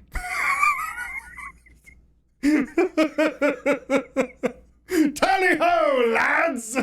He also doesn't expect his employees to fight to the death for him, so he installs an escape hatch and instructs them to escape if anything goes down, because he's going to fight the entire mob by himself. How's he going to do that? As soon as you walk in the only door to get into that printing office, you find yourself in a long, narrow corridor with iron on each side, just wide enough for a single man to get through. Cassius Clay is going to stand in that narrow corridor and fight the entire mob one man at a time. Literally the mentality of, if you have a problem, take a number, I'll kill you in a minute. This man recreated the entire battle of fucking Thermopylae with 300 Spartans, except he's gonna do it all by himself. If you think fucking with John Wick's dog is a bad idea, the last thing you want to do is fuck with Cassius Clay's printing press, because this man is determined to defend the freedom of speech with the right to bear arms at any cost. Obviously, this escalates to Cassius Clay defeating an entire mob single-handedly, right? Wrong. The mob, being full of, you know, super brave pro-slavery men that know they're doing the right thing, do the honorable brave thing and wait till Cassius Clay is bedridden with typhoid fever so they know he isn't going to show up. They show up to his business at night and burn the place to the ground because they're a bunch of fucking bitches. Now, Cassius Clay recovers from typhoid fever. He reestablishes a newspaper in Cincinnati, Ohio, which is an anti-slavery stronghold. The only problem with that is being an anti-slavery stronghold, there's not going to be any conflict, and that's fucking boring, so Cassius Clay moves on to another life adventure, volunteering in the Mexican-American War. While serving in the Mexican-American War, he would be a captain leading a group of Kentucky soldiers, and they would be captured pretty much immediately, and he would spend the duration of the entire war as a POW. While serving as a POW, some of the men under his command would escape, meaning that the Mexican military was then going to put the rest of his unit to death. Cassius Clay said, hey, don't kill my men, just kill me and my other fellow officers. We're the ones in charge. It's our fault that those men escaped. It's our responsibility. Please let the lower enlisted men go home. The Mexican military was so impressed by this that they decided to spare everyone, including Cassius Clay, and he would return home a war hero. Returning home from the war in 1848, he didn't really know what to do, so he starts giving his famous speeches again, this time leveraging his newfound title as a war hero. So obviously it doesn't take long for him to piss everybody off. He faces yet another assassination attempt. This time 6 brothers from a wealthy slave-owning family show up, the Turner brothers. They show up with clubs and knives and guns, and they beat the living shit out of Cassius Clay with the clubs. They stabbed him multiple times. Cassius Clay whips out his trusted Bowie knife, starts opening up these brothers like they're fucking Amazon packages, making his way to the lead brother and stabbing him an excessive amount of times. We don't know how many times, but we do know it was a lifetime Man was a fucking Yakuza character. Holy shit. The assassination attempt, Cassius Clay would fall to the ground, nearly dead, and this would be the closest anybody ever came to actually killing Cassius Clay. When he was asked about it later on in life, all he said was, I felt the utmost indignation, which translates to, I was fucking annoyed. This man almost died from an assassination attempt, and he has the same attitude towards it that I have towards fucking fruit flies, okay? This dude is so metal, he deserves his own spot on the periodic table of elements. Cassius Clay then makes a full recovery from his injuries, starts giving his speeches again. 1853, he donates a large chunk of his land to John Fee, who uses it to found Berea College, the first co-educational and multiracial college in the South ever. Fast forward to 1860, Cassius Clay is giving speeches in Illinois where he meets a politician by the name of Abraham Lincoln, and they get along great. Cassius Clay is then slotted to become Abraham Lincoln's vice president. However, he's a little bit too Cassius Clay to be an actual big-name politician like that, so they give the job to Hannibal Hamlin, and Cassius Clay becomes the ambassador to Russia. 1861 rolls around, the Civil War breaks out, Cassius Clay is in Russia. Cassius Clay not only convinces Russia to not side with the Confederates, but he convinces Russia to tell Great Britain and France that if they so much as recognize the Confederacy, Russia will go to war with them. And this was a humongous step that nobody talks about in the winning of the Civil War. And it is 100% because of Cassius Clay. Fast forward to 1862, Abraham Lincoln wants to appoint Clay a major general in the Union Army. Cassius Clay publicly refuses the President of the United States, saying that he's not going to do it until the President signs the Emancipation Proclamation freeing the slaves of the South. Cassius Clay is literally the man that bullied Abraham Lincoln into prematurely signing the Emancipation Proclamation before he wanted to. And nobody talks about it. Fast forward again to 1865, the Union wins the Great American Scrimmage, the slaves are freed. Cassius Clay has achieved his lifelong goal at the age of 55, bringing an end to slavery in the United States of America. He then goes back to Russia again to serve as ambassador until 1869, and while he is there, he helps to broker the purchase of Alaska. This man is probably the most influential person in American history that you've never heard of. After returning home from Russia, Cassius Clay would live out the rest of his days in Whitehall until the age of 80 years old, where he would be declared clinically insane, in hindsight, most likely due to a severe amount of PTSD, as well as potentially dementia.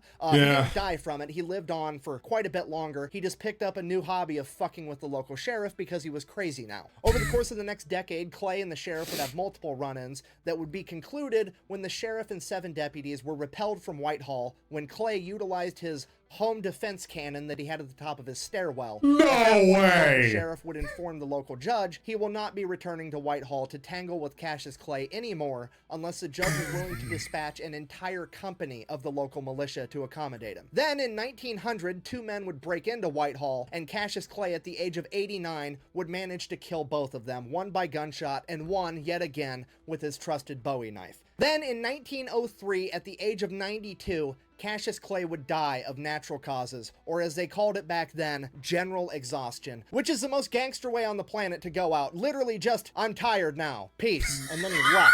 I'm pretty tired. Think I'll go home now. In conclusion, when it comes to famous historical household names, there's always another man or woman lurking behind the scenes in the shadows that's deemed too rough around the edges to be in the spotlight, yet they contribute just as much, if not more, to the movement. These men and women are willing to do horrific things for terrific reasons, and when it came to Abraham Lincoln and the abolition of slavery, that man's name was Cassius Marcellus Clay, the most gangster politician in American history. Thanks for watching the video. Best way to support the Fucking hell, how have I never heard of this guy before? And also, they literally are the meme. That meme was probably based off of them.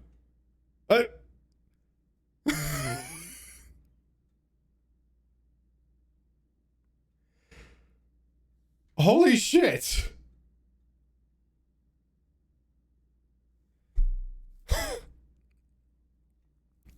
American history is not top proper, it seems. Oh, you have no fucking idea. Half of our country still believes the Confederacy was were the good guys of the fucking war. Don't even get me started on this shit. But either way, like, holy fuck. Like, how have I never heard of this guy before? That guy's fucking awesome. And he is literally the home defense meme.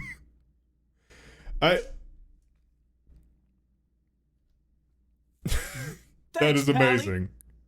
Teddy Roosevelt, eat your heart out. Yeah, no fucking kidding. As a historian, national history is never taught all that well, no matter in which country. Yeah. So technically we did know about him. We just never knew his name.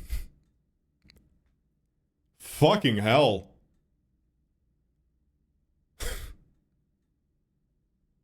You can't make a movie about his life because no one would believe it. Yeah, exactly. One of those motherfuckers whose life was so ridiculous that even a movie you couldn't make it sound believable, even though it's true. That was awesome. Thank you for that. You can rewrite DNA on the fly, and you're using it to turn people into dinosaurs? But with tech like that, you could cure cancer. But I don't want to cure cancer. I want to turn people into dinosaurs. I mean, fair enough. you know, man's doing what he wants to do.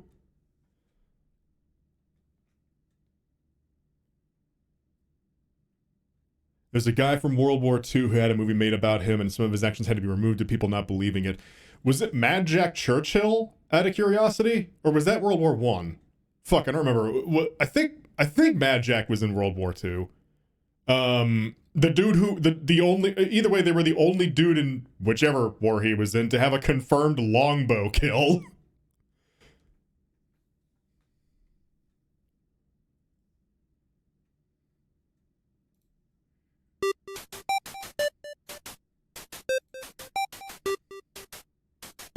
I think that was 2.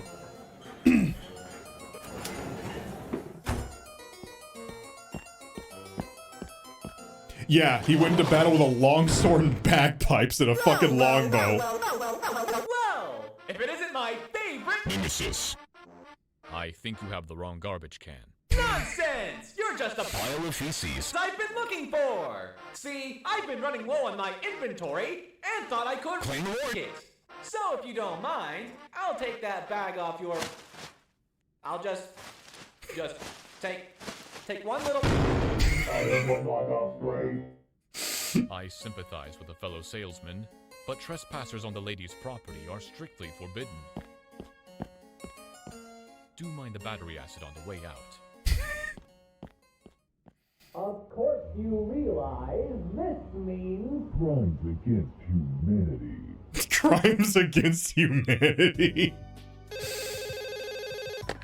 This is Color Cafe. Swatch speaking today. Hello, Color Cafe. I would like a Monochrome. cup of coffee, please. Very original. How can we warm your day? I want it Chilled. instead.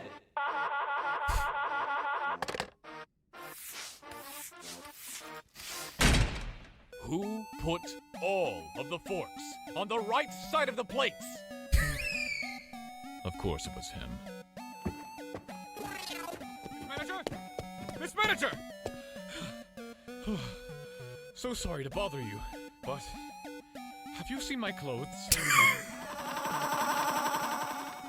Why is your nose bleeding? I ate a crumb today. It was very time-consuming. Especially when I went backwards.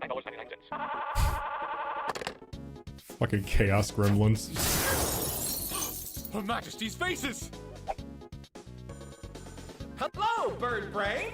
My patience is wearing thin with you, Spampton. Think fast. Chuckle nuts. Think fast, chuckle nuts. Color Cafe, please go away.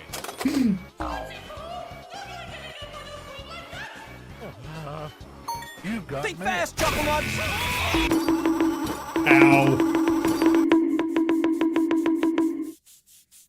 Ah, look what the Rule 34. dragged in. What can I do for you, big shot? What will it take to get you to stop? Stop what? Ow. You mean you don't enjoy my Free Punjabi movie, no virus. Oh, Swatch. What? You just simply Eviscerate my heart into a million pieces. I mean it. Between running a staff and that godforsaken Duke of Puzzles, I cannot afford any more distractions. Spampton, I...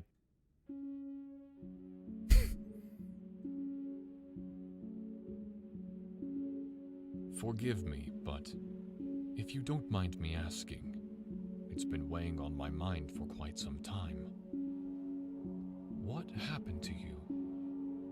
I don't understand why you've turned out this way. Of course you do. It was a little something called Blunt force trauma. with a garbage door. Silly Dumbass. You should know better. That's not what I meant. Well, entertain me then. What's on your Hyperlink blocked. Where did it all go wrong? Whenever I look at you, I can no longer see that eager gaze I once remembered, that brilliant smile I once knew. It's become warped and distorted into something so foul. How did this happen? It's not easy looking this way. Financially stable. Could I interest you in Spampton Grade Facial Cream? No, I don't think you can. You used to be such a great customer. What happened? Please, I'm begging you. Just for you, we'll knock it down to Price. What do you say? Just 50? What? Do you still remember your hopes and dreams? Your successes? What about the machine we built together? I know it didn't go anywhere, but doesn't that remind you of a better time? What it Cromer. truly meant to be living a fulfilling life? Don't you want that again? Spampton? Fallen from Heaven. abandoned by those closest to you? All contact Ceased. forever for no good? Down payments of $29.99. Well, do I have the Silly strings. for you? Introducing Sadness. Anger. Confusion. Resentment. Pain. Misery. Misery. Misery. Misery. Don't miss out on this once-in-a-lifetime offer. You won't find another deal like this ever. So now's your chance to be a big shot. What do you say? Sorry, but I have to decline. Consider spending the evening at a nice hotel, or get yourself a good meal. I can only hope you'll spend it wisely. Don't you want to make a deal? I'm afraid not. Have a good night. What a dreary sight. I don't understand why you've turned out this way. I can no longer see that eager gaze I once remembered. What about the machine we built together? The machine we built together. Huh? I got it. I know what I need to do. It's time to be a big shot. Once again. Heaven is within my grasp. You hear that, Mike?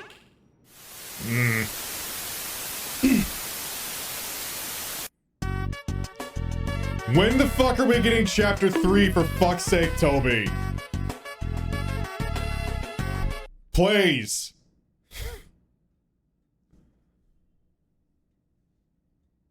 In probably another 3 years. I hope not. Because I know they're... to the nether. Putis. Or, no, box. This is a box. This is a Putis. I know they're I know that last time they talked about that,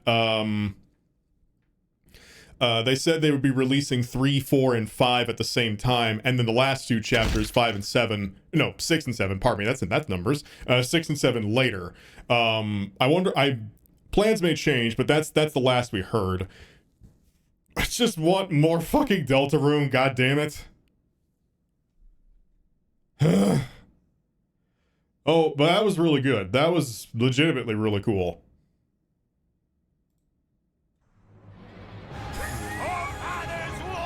And tonal whiplash. Upset with What? Whoops. Who steals a cheese grater? Sorry about that.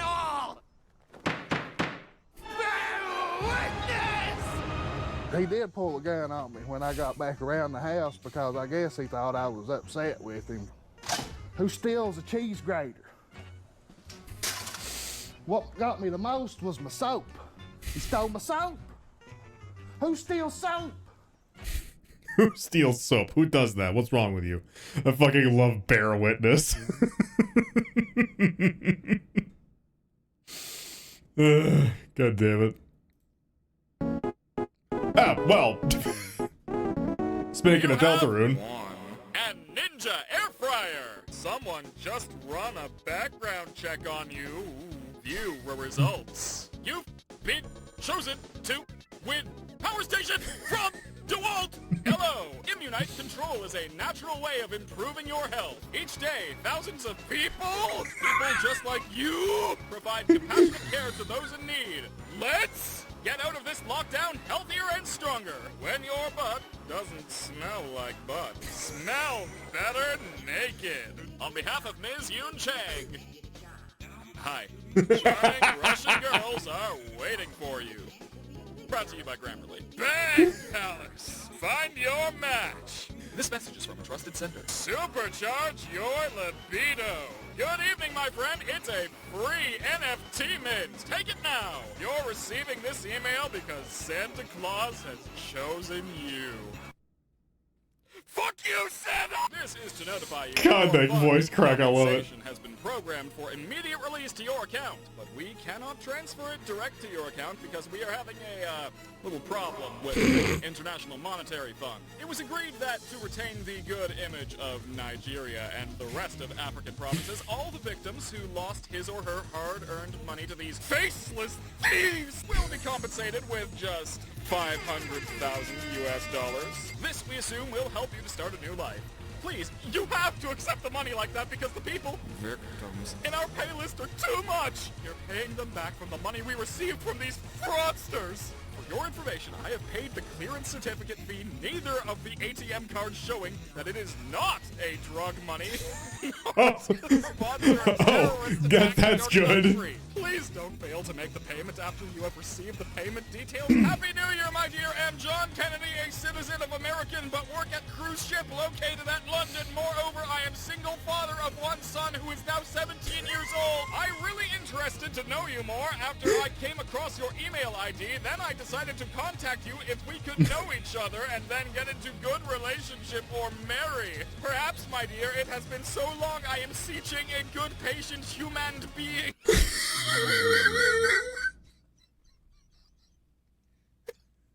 Actual alien speak. Have a long-time relationship or marry, even a business proposal. So if you are interested, get back to me immediately so that we can learn more about each other. Yours sincerely, Mr. John Kennedy. Hi, good day to you. I'm Steven, a U.S. soldier currently carrying out my duty in Syria. I came across your email when I was searching for a random person online who I can trust with this proposal. I'm willing to offer you 40% of the total money, which is $17.8 million US. If you are willing to do the deal with me, and I also want you to know that this is very legit. New Boot Detox Foot Patches. Must read before you buy. A product called New Boot Detox Patch was developed based on traditional Japanese medicine. This treatment is based on the acupuncture approach, which states that the human body has 360 acupuncture points. Are you healthy? If your answer was a yes, how did you measure it? Is it because you're still in shape? Or because you don't have any diseases? What about toxins? Are you free of them too? Most people measure their health from the above factors, but they leave out the toxins because it is not well known. But since birth, if you haven't detoxicated at least once, how much of these do you think is stored in your body? To clarify things, first, let me explain what toxins are. Once you start the therapy with the New Boot Detox patches, you will see that the stickers are very or dirt can absorb unnecessary toxins.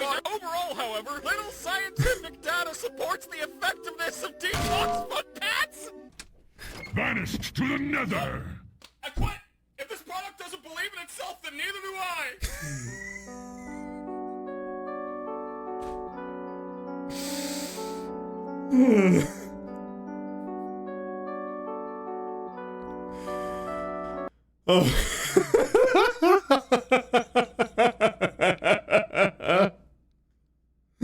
Holy fucking shit. Oh, thank you for that one. Ooh. That's a 12. That's gonna pass, right? No, it's not. It will impart the sickened one condition. Now you also, however, oh no, it's just on a favor. I have a You're thing. just sickened. I have a thing. Like, Yes. Thurston, hold on, Yes. let me get my wallet. Okay. Why am I Okay, wallet? Are you paying I him? have a little something for you. You're just gonna. Okay.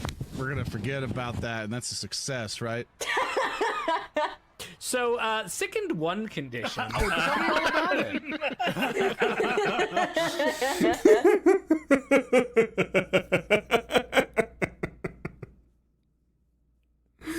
Oh my fucking god.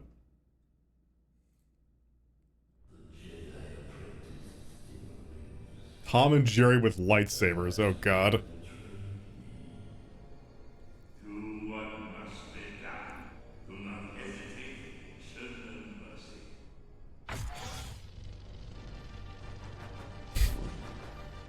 Some good editing, holy fuck.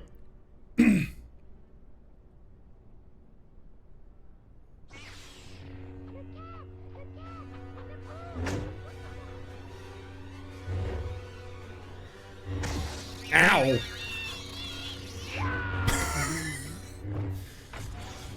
Okay, so I know we haven't seen it happen, but someone has been stabbed in the ass by a lightsaber. It's happened, we just haven't seen it.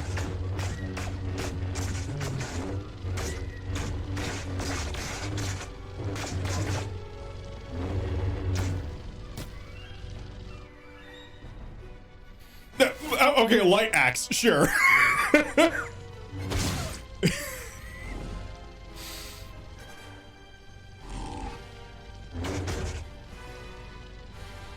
Legitimately really good editing, holy fuck.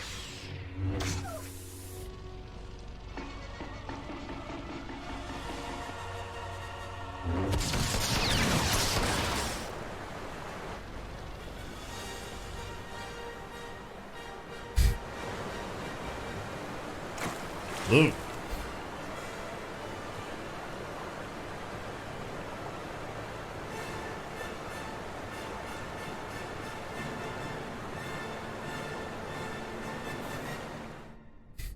Good music choice as well.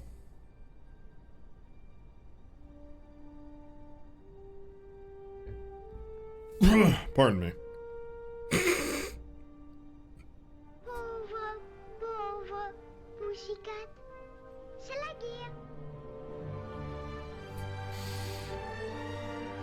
Fucking angriest Force Ghost.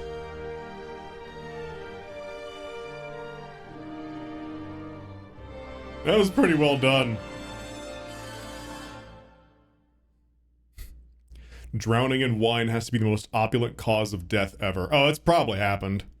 Because some fuck-off idiot just decided to... It's probably happened.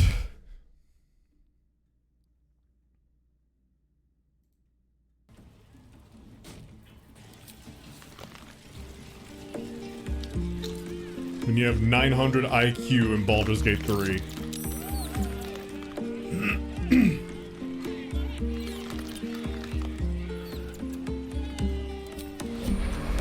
Uh-oh. I see where this is going.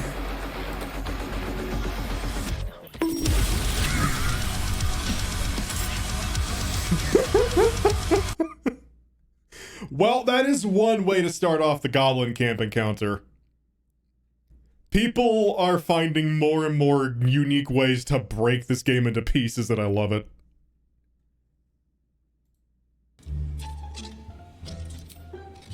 Huh? You serious?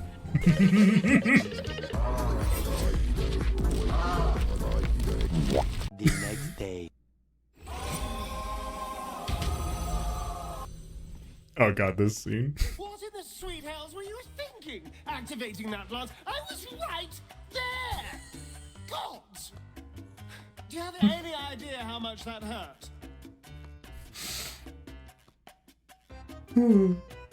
Well, apparently there's a limit. Somewhere between a nice summer's day and the full concentrated power of the sun! Next time, just warn me before you do something stupid. At least then I can get out of the blast radius. Now, shall we go? Or do you have any other chaos you need to unleash here? Gods. All right. What's on your mind?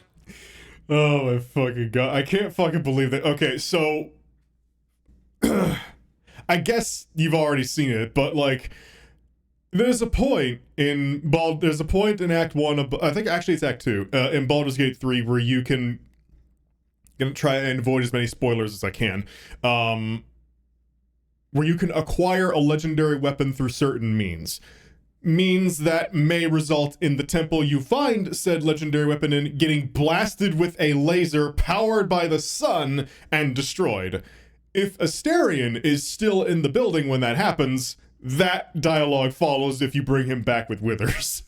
And it's only Asterion for whatever reason.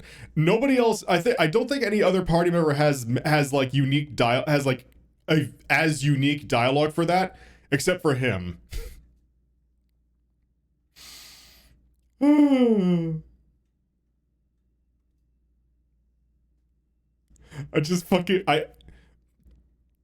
I forgot his name. I forgot the name of the guy who voiced Asterion, but the dude clearly had a fucking ball playing that character. They were having the time of their life in that recording booth.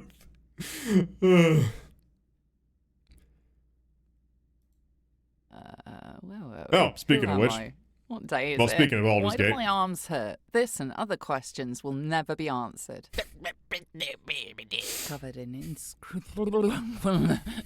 Sometimes you think you're on mute and you're not. To have a romantic interlude with Will, press 1. To have a romantic interlude with Shadowheart, press 2. To hear these options again, start from chapter 1. That could be the tagline for the entire game. Frantic by energy. Well, I'm exuding it, so well cast. I'm a bard. I can fuck my way through any problem. I seduce the door. You've done it. I've got splinters, places you do not want to know about, but I'm through. We live in horny jail. You can't send us there. We've got the keys. An orc? Oh, not an orc. An orc. Not like a flying orc. One of them ground orcs. Not. Go on, do it. Jump in a well. See what happens. Make a wish. I wish I wasn't stuck in this well. Iambic hexameter. Who the fuck do you think you are? Somebody studied Shakespeare and now it's everybody's problem. Hungry spider. Like hungry hippos, but more legs. Gary, you know, about these ones you keep rolling. You've trodden in 2 shits, 1 pigeon, and a party member, so I think we need to have an intervention. You didn't mute, my love, but that's fine. That's right. I like hearing you breathing. It's not creepy. I love that the narrator gives a shit about the animals more than she does the players. Yeah, just like, pretty much. oh, aren't they having a nice time? But you're gonna die a lot. I'm talking to you, Co-Carnage, and your safe scumming ways. Authority. Wow, that was shit. Hang on. I've lost my authority. I need more coffee, stop. I'm always slightly husky, that's just my face voice. Can you imagine if I just had like one really big cough and suddenly I'm up like this? Hi Sven, how you doing? It's me, the narrator. Beasts chasing... Oh, fuck off. Beasts chasing beasts. That's a painful sentence to say. Fine, whatever. This is my job, and I'm not tired at all. Astarion, have you been leaving your crisp wrappers around? There's a fucking boar here, mate. Was this you? Fuck's sake, clean up, mate. This is how you get bears and ants. In that order. Fucking hell. It's happening again, Josh. It's happening again. Hi, we've reached 2.5 hours, and apparently both of us are suffering slightly, so it's just going to be animal noises from now on. Hope you can subtitle that. Everything's fine. Normal is a state of mind. Normal is a cop-out. Normal does not fucking exist. Literally none of us are. We're all stupid and weird in our own ways. Some of us just more than others.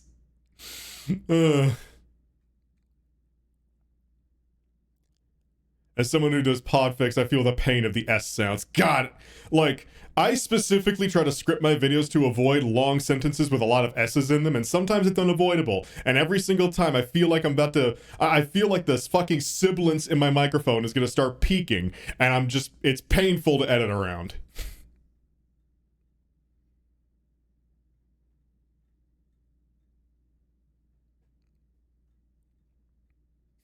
Also, I fucking love that line. I can't tell if any of you are acting strange because you've been replaced, or because this group is full of weirdos! Engaging joy in 3, 2, 1. I sweat. Rothe to you too. Delightful glass of Rothe. I'm a professional. I can say the word erected without laughing. Once. Seal your tadpoles, gentlemen. We're entering combat. Which is weird, because in real life, if you let your tadpole out, people are less likely to want to fight you. There is a female version of that that's useful in a combat situation. Recoil as if it had bare-handed... I'm enjoying this mental image of a frothing Dwagar. That's a new cocktail. Can I have 2 bloodlusts and a frothing Dwagar, please? There's always an umbrella in a frothing Dwagar. Oh, well, hi. Word. What the shit? Did somebody sneeze? What did you do at work today, love? Well, I got the word crevasse into a script. What? I do my own sound effects now? Yay, fish people. Oh, you don't want to be cursed with Constance Bane. Oh, fuck your stats right up. Isn't she in The Importance of Being Earnest, Constance Bane? I have exceptionally moist ankles. Send Victorian text. I learned a word today. I don't know what it means. Lolth is a word that sounds like, you know when you see those videos of people after they've had surgery and they're still pretty numb in the mouth, but they're trying to talk? Yeah. Can I swallow that semicolon? Well, it's nice of you to ask. Fine, whatever. Don't expose your mind to me. I don't care. I was only rolling for fun. Gary tried to romance the town prostitute and started a war. Well done, Gary.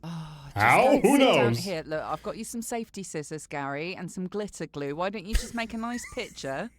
While the rest of us do this game, okay? Yeah, that's.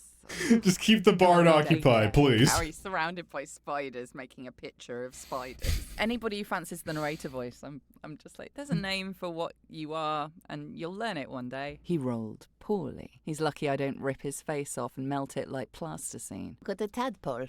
Hello, slippery friend. Oh, I want him to have a lisp. Kethrick Thorm at your service. Right, Kethwick.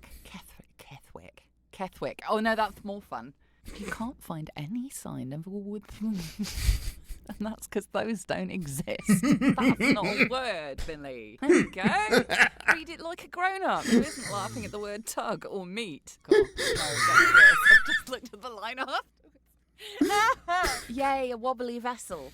That's what you need after that tension. Just wobble. It's like a sexy plaque. Get a load of the font on that. It's not you. It really is me. I am the problem here and I am fully aware, but I've made the decision to inflict me on everyone else.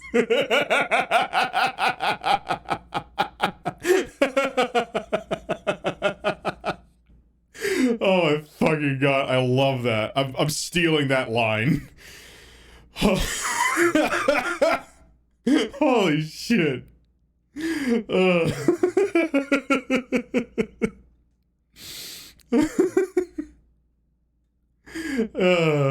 Voice actors having fun is one of the best things to listen to, honestly.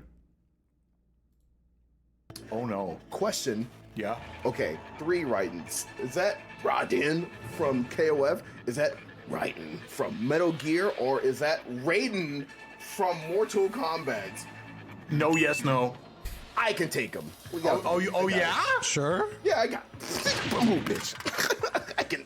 Okay. It's just a dude with a little sword. What is he gonna do? Like, what is it? Come on. I can. Who are you people? Broly, you're looking a little wear for worse. I've been through worse. Now, come on, let's go. This is a load of barnacles. I am getting the craziest case of deja vu here. Hey, do you work in politics? Funny West, sudden Funny West appearance in a Lythero video.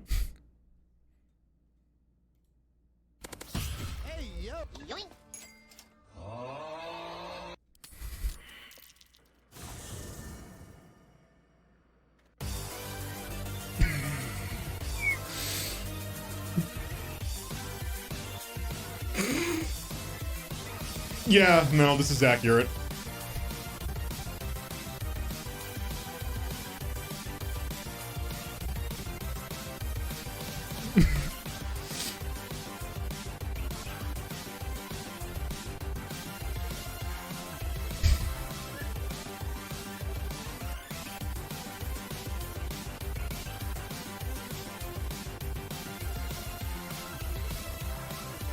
Fucking withers.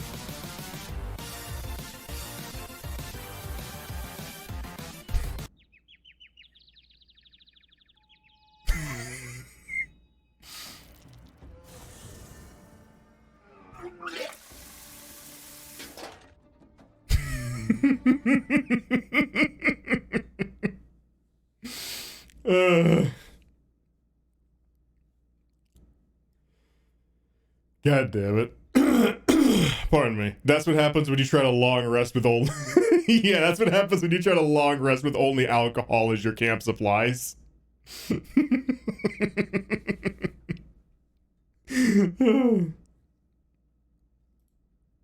I grow up, I want to go to the moon. Why wait? Bye. Can't have my oven and PC on the same time because the trip's a circuit. Oh, well, that fucking sucks.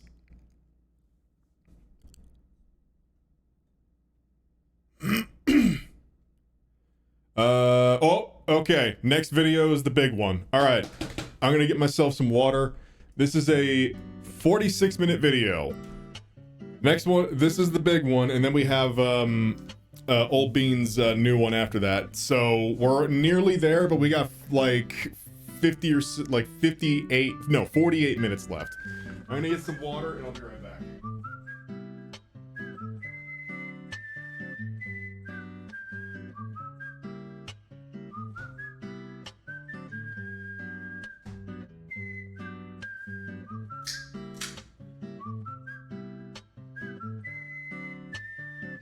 Heartwarming. Heartwarming. Well. Heartwarming. Dragon Toa, thank you for the 15 gifted subs to Lataxi, Legion's Paladin, Puffernators, Halo is best, Ninja... Pardon me. Ninja Noah 5, The Omen Kanan, Catgirl Freya aka NB, Nexus Reborn 113, Oliver Devine, Clay Moon, Gvlego, Yamato Neat, Immortal Circle, Davinoth, and Slime Riley. Thank you very much. Okay. This is apparently the conclusion of the David, or rather the next part of the David Steeb videos that we've been seeing on the last couple of media shares. Heartwarming. Although I'm gonna wait for the spy to finish heartwarming. Heartwarming. Pardon me. Heartwarming. So this is gonna be yet another 3-hour long fucking media share by the time we're done with this one. All right, here we go.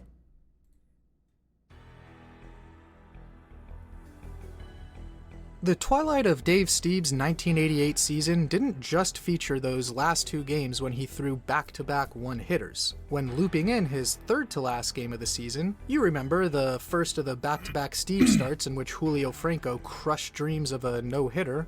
Alongside those final two, he pitched 3 consecutive complete game shutouts, an absolutely remarkable feat that's actually way more rare than a no-hitter historically. Though in classic Steeb fashion, on top of the lost no-nos thanks to luck straight out of hell, his spotlight further gets stolen as timing-wise this magnificent stretch of run prevention just has to perfectly coincide with Oral Hershiser's record run of 59 consecutive scoreless innings. But even Hershiser couldn't match what Steeb did with respect to one element. Steeb, who of course allowed just one single and ipso facto one total base in each of those final 2 starts of 88, also allowed just 3 singles and a double, which amounts to 5 total bases, in that anti-penultimate game.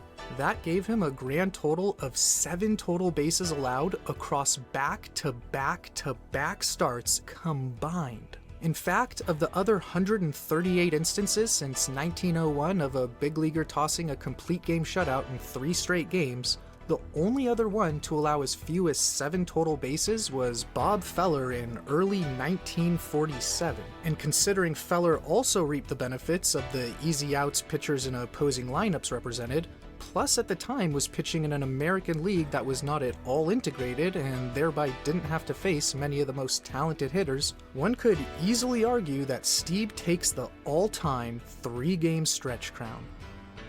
You remember how he had a load of extra money coming to him if he pitched 225 innings in 1988? Thanks in part to his brief demotion to the bullpen, that became mathematically impossible. He surely knew that going into these final 3 starts. But he still pitched 3 9-inning complete game shutouts and got as close as he possibly could. Same story with his team. On the day Steve made the first of those 3 starts, the Jays were 8.5 games back in the playoff race. Thanks in some part to his bulletproof performances, they caught fire down the stretch, winning nearly every single game ahead of him, and finished 2 games back. If Dave Stieb can't win, he doesn't lower his expectations. He simply finds a harder game to play. When he learned that his career prospects as an outfielder were less than optimal, he simply learned how to pitch at age 20. He signed with a franchise locked in a nosedive since the day it was founded, and when his request to be traded to a better team was fruitless, he simply bore down, threw until one of the bones in his arm began to deform, and helped drag him to playoff contention. Finding it difficult to string 2 sentences together for beat reporters, he turned around and wrote an entire book. When he clearly demonstrated that he was the best pitcher in baseball, but the voters ignored him year in and year out, he simply continued to assemble a body of work that might vault him over the annual prize and all the way into the Hall of Fame. Stieb was now most famous for his inability to wrap up a no-hitter. In 1988, everyone in baseball had gawked at the macabre spectacle of losing 2 of them in the space of a single week, both of them falling just 1 strike short. Forget the no-hitter. It was now time for Stieb to crank up the difficulty setting as high as it could go. What makes the possibility of a no-hitter conceivable is its tolerance of walks, errors, hit batsmen. Almost every no-hitter ever thrown has a couple of those. A perfect game, though, is inflexible past the point of unfairness. You must face 27 batters and get every single one of them out. No walks are allowed, not even an error is allowed. Your teammate flubs an easy ground ball? Sorry, perfect game over. There's a reason people talk about no-hitters a lot more than they talk about perfect games. As of the 1989 season, hundreds of no-hitters had been thrown throughout history, but only 10 are recognized as perfect games under modern rules. The first, appropriately enough, was Cy Young in 1904, followed by Addie Joss in 1908 and Charlie Robertson in 1922. And then more than 30 years passed without one, until the Yankees' Don Larson managed to throw one in the World Series. In the 60s, Sandy Koufax, Jim Bunning, and Catfish Hunter, all of whom ended up in the Hall of Fame. Len Barker, Mike Witt, and Tom Browning have managed to break through in the 1980s. And that, as of 1989, is it. Pitchers have started literally hundreds of thousands of games throughout Major League history. Exactly 10 were perfect games. At 7:39 p.m. Eastern Time, on August 4th, 1989, Dave Stieb begins his quest for number 11.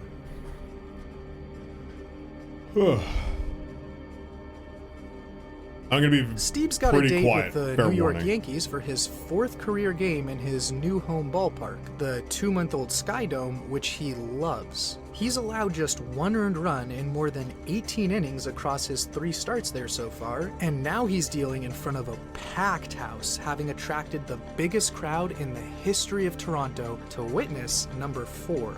He's also already had a spectacular outing this year in New York in his 2nd start of the season, where he tossed a 1-hitter for the 3rd time in 4 games dating back to the end of 1988, in the process becoming just the 2nd pitcher in 21 years to 1-hit the Yanks in the Bronx. Unfortunately for longtime teammate Jesse Barfield, that game's deuteragonist, he now has to experience Steve from the other side after getting traded a few weeks later to those very Yankees for pitcher Al Leiter.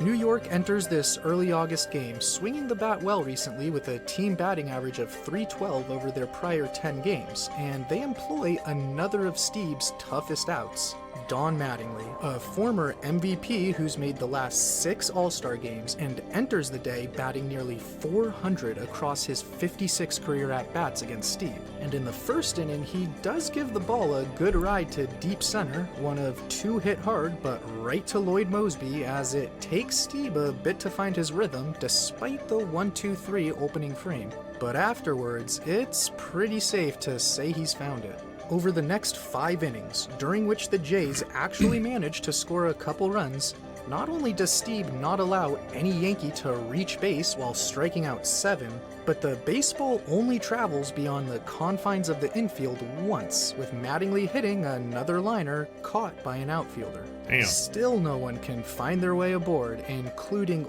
ultra-threat Mattingly in what's potentially his final chance. Same story in the 8th inning, after which Steve has faced 24 batters, and 24 times the batter was sent back to the dugout with his tail between his legs. So now he readies himself in his own dugout, having thrown just 73 pitches as he sets to enter the 9th inning, carrying not only a no-hitter for the 4th time, but he's also got that 11th all-time perfect game brewing. When Cy Young threw the first recognized perfect game in 1904, the baseball world was astounded. It was an old sport even in that time, and they'd never seen anything like it. People did dream of science fiction then. They had big imaginations. They probably did imagine a man in another country performing on artificial grass beneath a state-of-the-art mechanical dome that opens and closes and controls the weather. But I doubt they thought so much of themselves and of their game that they dreamed of this man playing the exact same game, straining to achieve exactly what Cy Young did. As of 1989, 5 of the 7 who have ever thrown one and since retired have entered the Hall of Fame. That's what's on the table tonight. If Dave Stieb brings this the rest of the way home, he will be written about for as long as baseball is written about. Those other chapters will no longer be failures. They'll be prologues of his ultimate triumph. This isn't destiny. It's more than that. It's prophecy. God damn.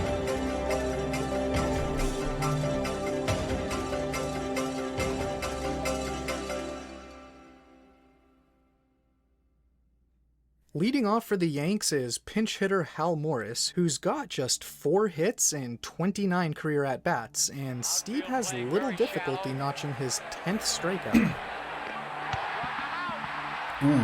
Facing another pinch hitter, he has even less difficulty fanning Ken Phelps for number 11.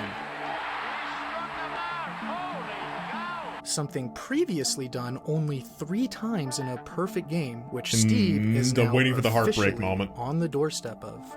26 up, 26 down, never requiring spectacular defense to bail him out, and only once all game seeing a count to reach even 3 balls.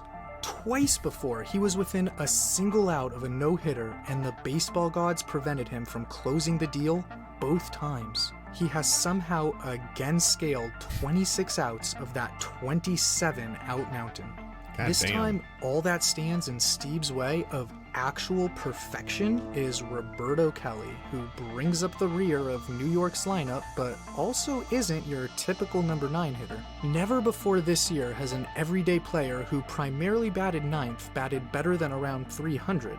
Kelly entered this game batting .330 on the season and had 40 hits in his last 106 at-bats. But today, Steve's required all of 6 pitches to strike him out twice.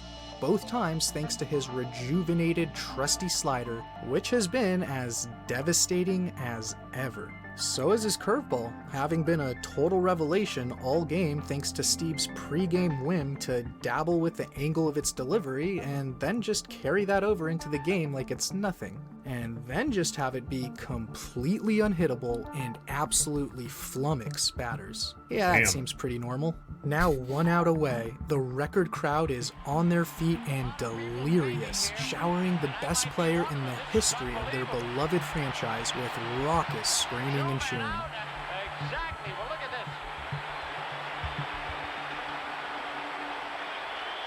this. They can taste it. Steve can taste it. He starts Kelly off with a curveball that misses by the slimmest of margins, then throws another curve inside to fall behind 2-0. Steve, wanting to end this thing here and now, then decides to go back to what... Uh-oh. Yep, there it is. A fucking again.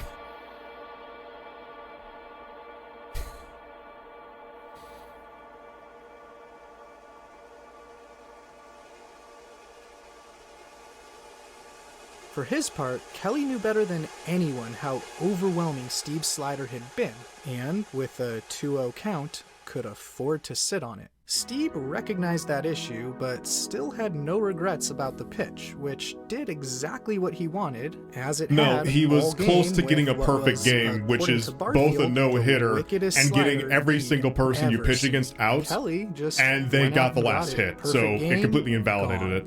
No hitter, gone. But as Kelly stood on second, and with the tying run now at the plate, the crowd forgets all of that. They couldn't care less. Standing ovation anyway, and he deserves it. The nearly 50,000 people filling up the Skydome are all roaring with boundless pride and appreciation for their franchise's hero.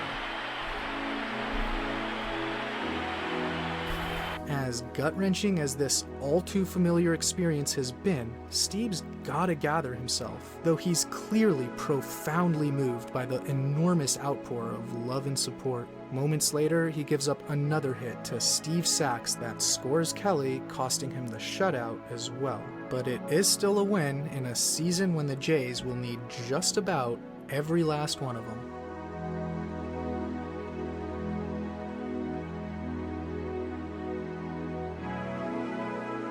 Steve had already reached frustration's apex 11 months ago with that nightmare double feature 1 in 241 million occurrence. Now he's just exploring new dimensions of frustration. That's something he can bear to do now because the horrors of 1988 have granted him a kind of immunity. Nothing, not even a perfect game broken up after 26 outs, can possibly be as bad as what he's already experienced. All these failed no-hitters came in different flavors. In the no-hitter he lost to Tony Armas, he did so thanks to his own overconfidence. The Herndon game was the only real normal one, just broken up by a good hitter and a solid base hit. The 1985 game was busted up by a highly improbable home run by the light-hitting Rudy Law. In September of '88, it fell apart at the last second, via perhaps the worst bat hop ever caught on film. 6 days later, by what was, by the 222 hitter's own admission, a cheap little slap hit into no man's land.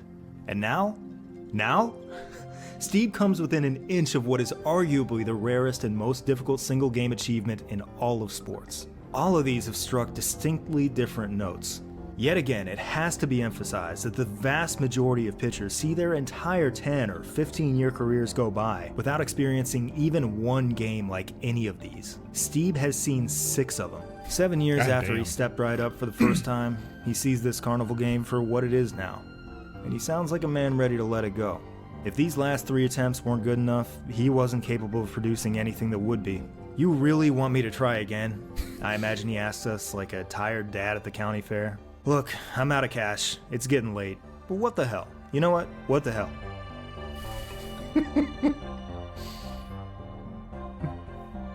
22 days later, the Jays host the Milwaukee Brewers. Their best power hitter is Rob Deere, who's my favorite kind of hitter, a guy who hits like .034 with 98 home runs and 400 strikeouts, but they're also fielding 2 future Hall of Famers in Paul Molitor and Robin Yount. These 2, coincidentally, are the 2 hitters Steve encounters more than anyone else across his entire career. In aggregate, Steve has kind of managed to bottle up Molitor, a really impressive feat against a guy who ranks 10th all-time in career hits. But Yount, who ranks 20th, is a different story. With a career .772 OPS, he actually does far better against Steve. For whatever reason, he has Steve's number. Just one of those things. And it's Yount who, after 5 2/3 no-hit innings from Steve, reaches base on a batted ball toward third baseman Kelly Gruber. Gruber is a future Gold Glover and MVP candidate, but while he does manage to dive and knock the ball down, he can't get a good handle on it. That man has got a Yount wide-ass neck. First. If this is scored as an error, Steve's no-hitter remains intact. Should it be? Gruber thinks so, feeling that any time a fielder gets his glove on the ball, he should be expected to make the play. In the moment, the official scorer, the parliamentarian of baseball, scores it as a hit. But Gruber holds out hope that the ruling might be changed retroactively, which is within the scorer's power to do and is not all that uncommon. Steve keeps throwing gas in order to keep hopes alive. After recording the inning's third out, he sets him down in order in the 7th and issues nothing more than a couple walks the rest of the way. He's done all he can do. He walks off the mound with a one-hitter that could become a no-hitter if the decision is reversed. Will the fates finally smile upon Dave Stieb? What, are you new here? A younger Stieb might have thrown a fit, but this one accepts the ruling without complaint. Being right-handed, his follow-through meant his back was turned to third base and he didn't see it. Once again, Stieb has discovered a way to lose a no-hitter unlike any of his that came before. Stieb says the same thing he said 3 weeks ago. He will not throw a no-hitter. No more chasing the carrot. The no-hitter is a cute little trinket, nothing more. After all, this game was a complete game shutout. Strictly in terms of giving your team the best chance to win, which the Blue Jays easily did today, this is the best job you can possibly do. This is the day he declares it to himself and to the world. He is not here to chase that needlessly specific statistical curiosity. He simply no longer cares. In fact, he actively does not want it. He's better off not wasting another second of his life worrying about it. In so doing, he claims another, greater victory today. One he surely never would have achieved had he actually had an ounce of luck on any of these days. The no-hitter stuff, it's noise. It's bar trivia bullshit. He is here to bring home wins for his team and for the city of Toronto. Full stop. The Blue Jays have now strung together 7 consecutive winning seasons, an outcome thought impossible in the wake of their early years, and no one player is as responsible for that as Dave Stieb. They've had very impressive rosters, top to bottom, but in 1989 they discovered the miracle worker they've always needed. Again, sorry I'm quiet. The Jays began the season no with energy manager left. Jimmy Williams barely hanging on to his job, and a disastrous 12-24 start finally did him in. His post is filled by the team's longtime hitting coach, Cito Gaston. Gaston? In a welcome contrast from the incessantly tinkering Williams, Gaston offers a far more steady and easygoing presence. He is revered by the players, and originally doesn't even want the job until they practically beg him to take it. Stieb, for his part, loves the guy. The turnaround in '89 is one of the most instant and dramatic ever seen in baseball. Under Gaston, Toronto goes 77-49 the rest of the way, catching fire down the stretch and winning the American League East. The Blue Jays are back in the playoffs. Pardon me. Stieb's personal evolution has happened just in time. 4 years after giving every ounce he had in the playoffs, carrying the Jays on his back and falling just short in Game 7, he's once again penciled in as the Jays' Game 1 starter. Typically, a playoff series is defined by its pitchers, but this one is the story of Rickey Henderson, who, after a few years in the Bronx, has returned to Oakland just in time to beat the Blue Jays half to death. Stieb has waged countless battles with Rickey throughout the 1980s, but this time's different. There's really no other way to put it. In fall of 1989, Rickey Henderson is entering God mode. What we're about to see is an instance, and maybe the only instance in modern baseball history, of a single baseball player pulling his team to victory all by himself. It's something that Stieb, despite all his efforts, has found impossible. This is not a story about Dave Stieb, not primarily, but when we encounter something this spectacular, we have no choice. We have to stop the bus. So we have a side quest very now. Excited to front a playoff rotation for a series kicking off near his home. There is no more unpleasant a way to start a baseball game than by facing Henderson, the greatest leadoff hitter ever.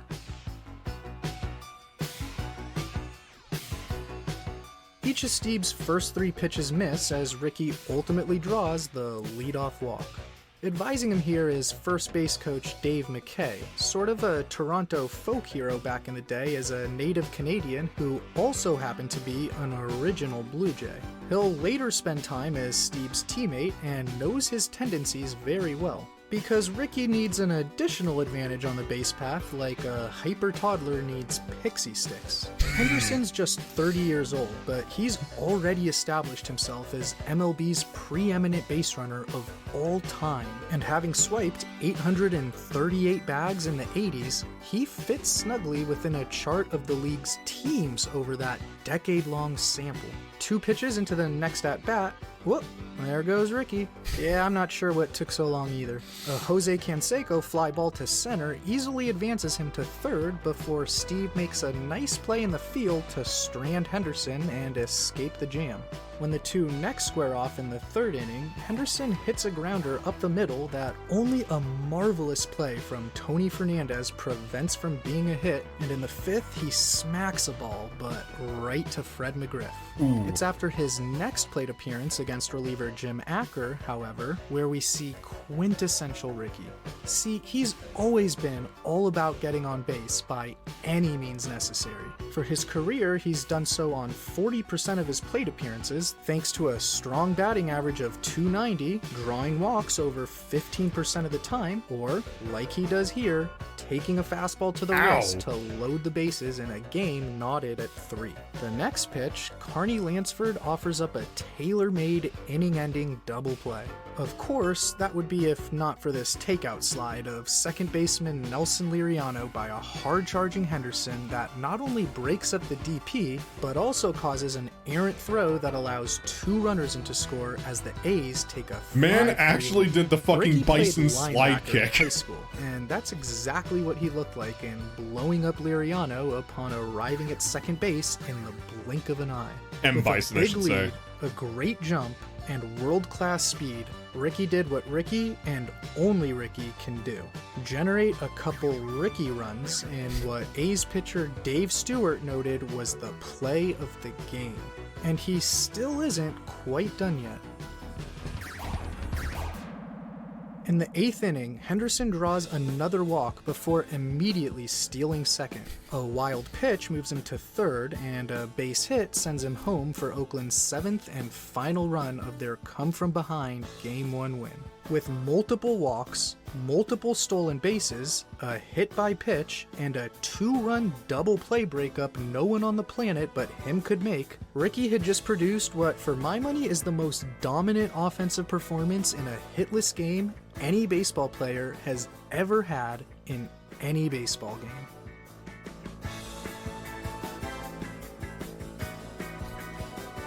Facing Todd Stottlemyre in Game 2, he hits a sharp ground ball on the second pitch he sees toward perennial Gold Glover Tony Fernandez. Those defensive accolades are quite impressive and would be of extreme relevance if anyone but Ricky Henderson were flying down the first base line. He doesn't bat again until the 4th inning, where his patience again gets him aboard with his team down 1-0.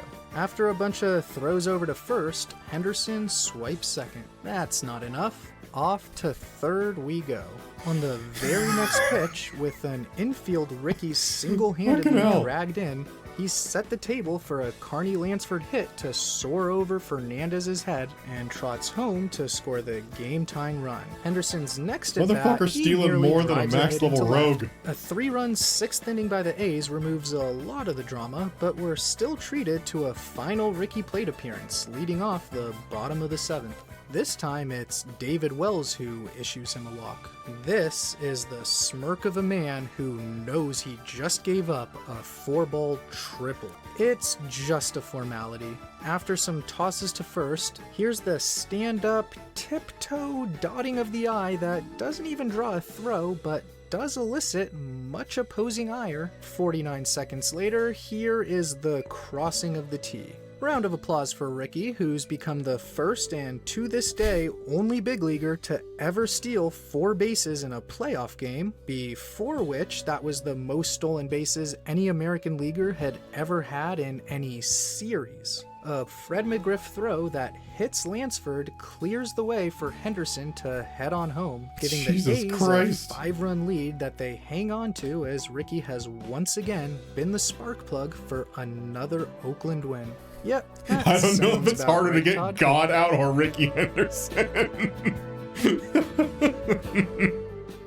Game 3 shifts to Canada and begins with Henderson drawing his 5th walk in his 10th plate appearance of the series. Ricky's next turn at the dish comes in the 3rd, and he crushes a stand-up double down the left field line to reach base safely for his 8th consecutive plate appearance and 9th out of 11 overall this series. He spends about 53 seconds at second base. That is long enough. This man is antsy to get places and swipes his 7th bag in 21 innings. There he spends another 35 seconds before a base hit brings him home for the game's 2nd run. The Blue Jays rally to take a 1-run lead before Toronto finally manages to keep Ricky off the base path when he grounds out each of the next 2 times he bats. They then score another 3 runs in the 7th inning, and they only have to face Henderson once more, where another groundout ends the game as the Jays win to make it a 2-1 series. With Mike Flanagan on the mound for Toronto, the first pitch of Game 4 is a Henderson flyout. Within the context of this series, 4 consecutive plate appearances for him without reaching base actually constitutes a slump. So Ricky, who still hasn't reached the midpoint of his career, yet has already hit more homers than any leadoff hitter who didn't sire the all-time home run king, rectifies that by clobbering a 2-1 fastball to straightaway center that lands about 430 feet later on the elevated, dark screen-covered seats. Out of here and into the black seats, the hitting background. Driving in the game's first 2 runs. Flanagan understandably didn't want to give Henderson a free pass, wanting to avoid at all costs having to pitch with Ricky on the base path. Mission accomplished, I guess. His mentality remains unchanged. He is at peace with the poison he has picked. True to his word, the next time he sees Henderson in the 5th inning, even with a man on second, first base open, and less than 2 out, a situation in which a walk would actually arguably be a desirable outcome for Toronto, he challenges him with a first pitch breaking ball right in the zone for strike 1. Then comes another breaking ball, which I think it's safe to say Ricky is ready for. His second 2-run homer off the netting of the left field foul pole and subsequent boogieing around the bases gives the A's a 4-run lead and chases Flanagan from the game. You just can't win with this guy. Toronto gets a brief respite from Ricky destruction when he grounds out to Tony Fernandez, and going into the 9th inning, they've cut their deficit to just 1. Henderson draws a 1-out walk and wants to score an insurance run. He's got his eye on stealing his 8th base of the series as... whoopsie daisy. Ricky's human, for a moment anyway. Ever the showman, he doffs his cap to the crowd as he returns to the dugout, internally spinning, getting picked off first to embrace the idea that for once he was simply giving the more than 50,000 nervous Jays fans there, to whom one could not have been playing the villain role more perfectly, what they so badly wanted to see. Unfortunately for the Jays, they failed to score in the bottom of the 9th and are now facing elimination on the wrong end of a 3-1 series. Toronto's very last hope in Game 5 lies on the right arm of Dave Stieb. Let's pick things up there where, oh hey, Ricky's already on base with a walk, and already stealing his single series record 8th base. Of fucking now course. In scoring position, he easily glides home on a Canseco. I love that they're using the exact same pictures for his steals. Third inning comes with another man on second, first base open, less than 2-out scenario, and Stieb pragmatically starts him off with back-to-back balls out of the zone. But then the same man who issued leadoff painful walks to Ricky at the start of both Game 1 and this one, for some reason now becomes aggressive on pitch 3 in a scenario in which the damage from a walk would be minimized. But Stieb continues, giving Henderson another 3 pitches he can hit that he fouls off. He's playing with fire here, and even though on his next pitch he throws this slider outside, it ain't outside enough, and Ricky's able to reach out and drive it the opposite way into the right center gap where he flies around for the RBI triple. He just will not stop being mean to the Blue Jays. In the 6th, he lines a hard shot, but right at Tony Fernandez, and he mercifully grounds out with a 4-run lead the next inning. It doesn't really matter though. Toronto provides Stieb with 0 run support prior to his 7th inning exit, and the 3 they do score after that are 1 too few. The Jays' season ends and the A's win the pennant to advance to the World Series thanks to a series performance by Henderson that has never come close to being matched in baseball history before or since. Stemming from his 23 plate appearances, Ricky produced 15 total bases from his hits to go along with 7 walks, a hit by pitch, and 8 stolen bases. We can basically throw all of those in a bucket to say he directly conquered 31 bases, an average of 1.35 per plate appearance. That is galactically astounding. How galactically astounding? Glad you asked. As of 2022, there had been over 2,600 all-time instances of a big leaguer batting at least 20 times in a playoff series. Ricky's 1.35 mark not only places him atop the throne here with no one else close, but before 1989, only Reggie Jackson in the 77 World Series had reached 1.2. Over the first 32 years following 1989, only Nelson Cruz in the 2011 ALCS hit that 1.2 mark. And even in a series in which Henderson filled up the box score to an unprecedented degree, Ricky's best moment from the series wasn't even reflected there, but rather was his Game 1 slide into second that created 2 runs out of thin air. In their World Series sweep over the Giants, his 21 plate appearances produced 22 bases conquered, represented by this dot. In other words, his lesser 1989 series still resides above 99.1% of all the other dots here. An Oakland native, Ricky had attended as a spectator some A's games during their playoff run the prior year that culminated with a bitterly disappointing World Series loss to the underdog Dodgers. He knew right then and there that he could be the missing piece that had put him over the top. His ensuing serendipitous midseason trade back to Oakland gave him the chance to prove that no one has ever been more right about anything. What other batter has ever had a playoff series this destructive? Ever? I mean, if you've got a different answer, he's in here somewhere. What this chart can't tell you is that Ricky not only destroyed the Blue Jays, he hurt their feelings. Cito Gaston, a former roommate of Hank Aaron's who'd seen as much baseball as anybody, had never seen anything like this. After just 2 games of this shit, he threw up his arms and supposed that maybe they'd be better off just letting him have second base for free, just to save themselves the torment. Fuck Ricky Henderson, catcher Ernie Witt said of his perceived hot dogging. He's a great player, but fuck Ricky Henderson. Ricky, who on top of all his gifts is a master of the art of trolling, replies, clarification, I don't run on you, I run on the pitcher. Base stealing is a very advanced science you wouldn't understand. Don't worry, Ernie, you're not special. I'm just better than all of you, that's all. After further accusations of hot dogging, which was sort of the buzzword of this series, Ricky dropped his magnum opus. You know, it's really sad that you can't hot dog. If you were great like me, you could do that too. What a shame.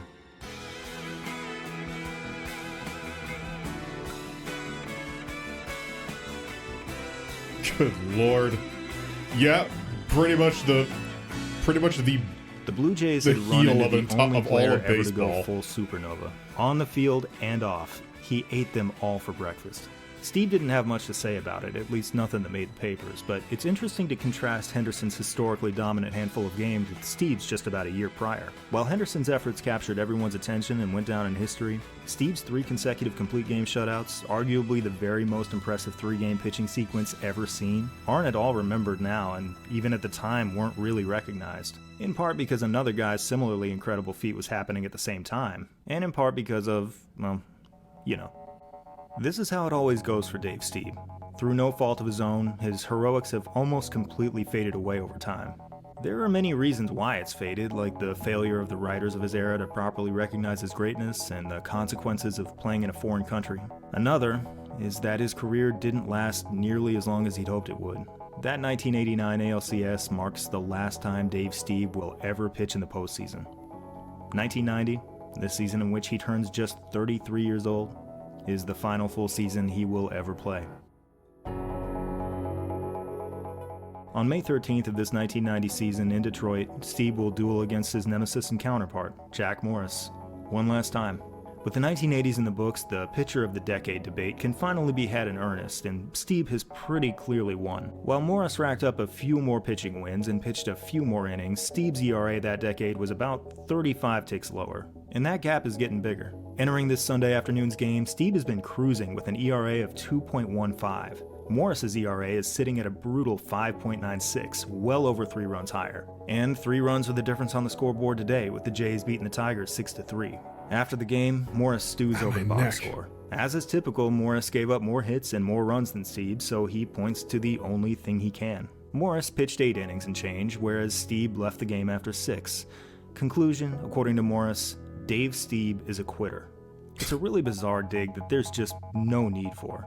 Morris has so much Steve doesn't. He's made considerably more money despite not quite being a pitcher of Steve's caliber. While Steve will never pitch in a World Series, Morris has been there and won. While Steve has suffered endless heartache in his quest for a no-hitter, Morris wrote his name in the Holy Book all the way back in 1984. But now that Morris is having a bad year, Steve's the one he dumps on.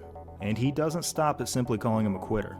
He says Steve isn't the same guy anymore, implying that the pitcher who beat him is washed up. There's a thing called pride, Morris says, as though pride is something that he has and Steve does not. These two men used to be two sides of the same coin. Arrogant, hostile, quick to pile blame on other people. If you've achieved the station in life they have, you can remain that way forever without consequence. It's the way the world works. It's entirely optional. Now, whether or not you think they would deserve praise for learning what most of us learned in kindergarten is up to you. But the record does indicate that one of them tried and one of them did not. Charlie Vincent of the Detroit Free Press, the Tigers' home paper, wrote that Morris had been blessed with a gift that many powerful people aren't. People in the room who aren't afraid to tell him to stop being such a dick. It seems it was a gift he ignored. Meanwhile, Steve's evolution was noticed over the course of many years by, of all people, sports writers. A group of folks who he had completely alienated in his early years, and who sometimes pretty clearly had it out for him as a consequence. But even they marked his progress. He was reining in his temper. He was treating people with more respect. Even in those tough years when his skills were fading, years like the one Morris is experiencing now, he faced up to it instead of lashing out. According to Steve himself, he didn't have to become a different person. He just had to grow up. When someone calls you a quitter, you do have to say something though. By this point, Steve is plenty familiar with numerical obsessions, and he knows that fixating on complete games without regard to actual effectiveness is a game for rubes. Of course, growing up and growing older tend to go hand in hand. What Morris called quitting is really Steve's ability to finally acknowledge his limits. The guy who used to throw fits over being pulled from a game is now concentrated solely on the success of the Blue Jays. Fast, Even if that means admitting to himself that he has less in the tank at 33 than he did at 23. On August 17th in Minnesota, he does what a younger Steve never would have done in a million years, and concedes that after just 6 innings, his team would be better off sending in a reliever.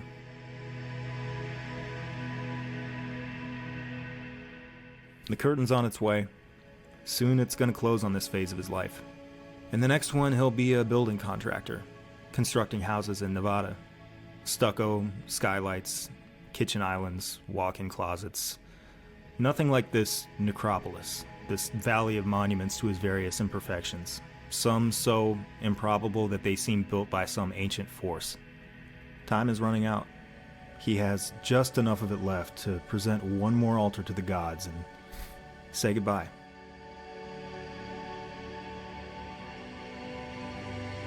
Man actually went through a goddamn redemption Thanks to arc. actually getting some run support, Steve's exclusive concentration on team success has worked out quite well when he's on the mound, as his 16-5 record so far is one of the league's best.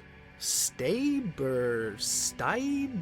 starts the game off facing rookie Alex Cole, who's gotten a hit on a third of his 132 career at-bats. Dave pitches him carefully and puts him aboard with a walk before the dynamic base stealer tries unsuccessfully to take second. He walks Carlos Baerga before he's erased when caught trying to steal second. Then Steve buckles down even further. After striking out the side in order in the third, he caps another 1-2-3 inning with a sharp breaking ball for strike 3 to end the fourth. Following another clean inning, he again strikes out the side in the sixth, including getting Tom Brookins on a slider that broke so hard he would have whiffed even if he'd been holding a paddle, as he now enters the 7th inning Lord. carrying a no-hitter for the 7th time in his career.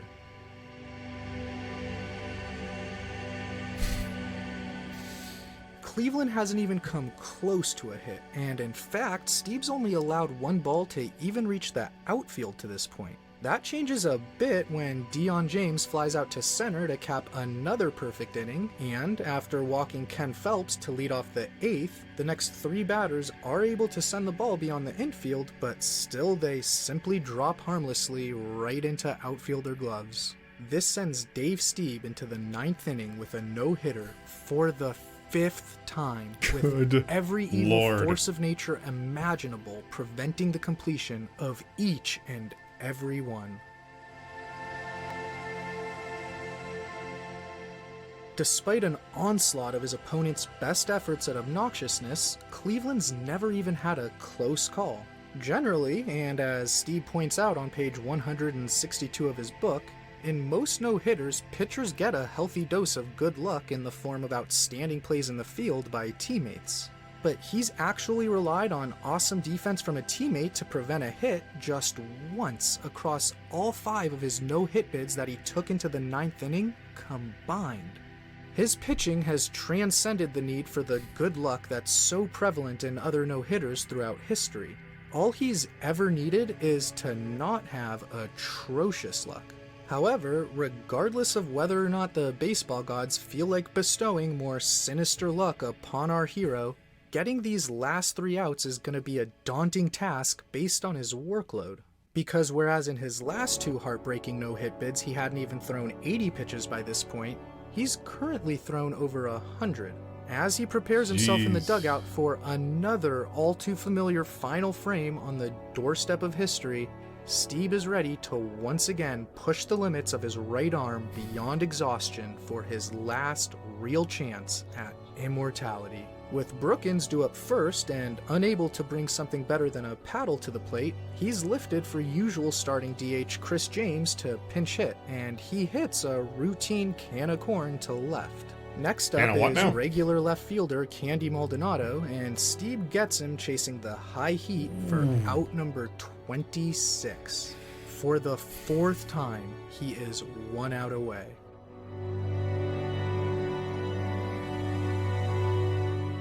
Steve wants no part of the hot-hitting Cole and walks him on 4 pitches. Up comes Jerry Brown, who looks at a ball and then a strike. Then, Steve sends a 1-1 slider firing toward the plate. He just can't say no to his slider. He never has. Even years ago, when it was one of the best sliders ever seen in baseball, he leaned too much on it. Years into the future, he'll lament that if only he could have reached for it a little less often, if only he shut down these games with his fastball instead, he would have had 3 no-hitters. A man with 3 no-hitters would be a legend. Everyone would know his name today. He'll also later describe this slider he throws to Jerry Brown as, quote, crappy. It moves, but not like it used to. It's missing that violent snap it used to have. It stays high, and unlike Julio Franco or Jim Traber, Brown gets every last piece of it. Steve has made this turn too many times. His eyes track the ball, then move down to his right fielder, Junior Felix, and up again. And then he and we ride with him on this merry-go-round again. This is how the sport of baseball moves. Not at all, and then all at once, with such terrifying speed the lines begin to bend. And then not at all. Perfectly into Felix's glove. Holy fuck.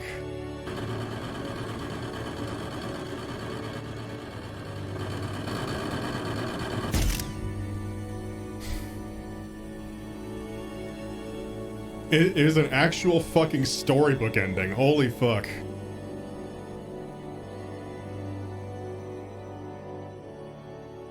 Steve first motions toward a fist pump, something modern and learned, quickly melts into something more ancient and universal. He's looking for someone. Even as his teammates mob him, he's looking further off. The arduous nature of a baseball season means that if you surprise yourself in the world with a no-hitter on a given day, your family will probably not be there, especially not on the road. Over the years, a different and unexpected sort of family forms around you. Steve finds who he's looking for and raises a finger toward the one person in the building who can really, fully understand.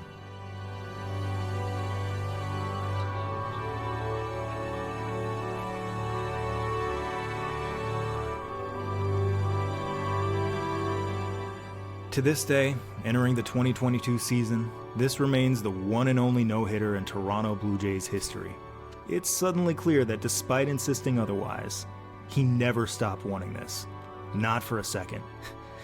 Can't shit a shitter, Dave. Holy fuck.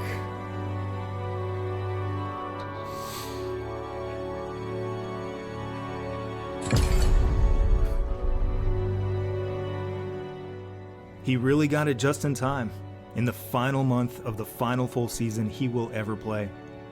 But that was only one of his whales. Whether he can see him yet or not, the others are out there.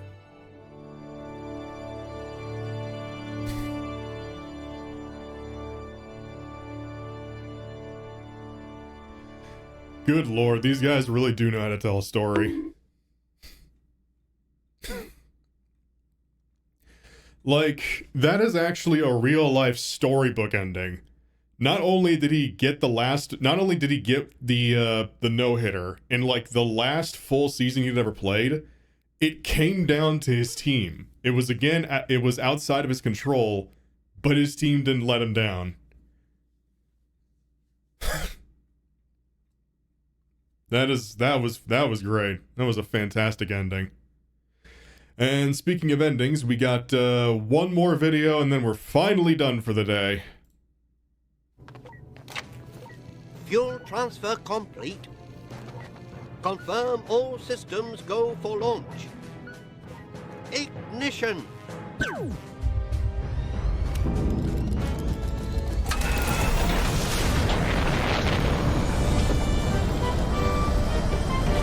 I still need to play more of this game. I need to go back to Outer Wilds soon. And back to the Nether we go. Guidance control to manual. Begin cheese acquisition.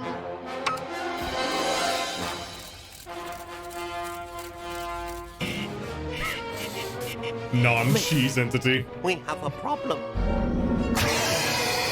It's the wrong cheese, Gromit. Look out.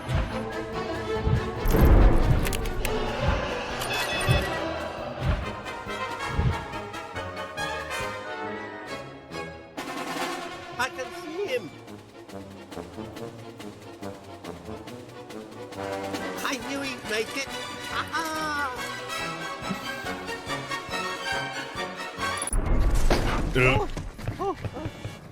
Oh, the E-Dam is stranded. Gromit, we'll have to launch the probe.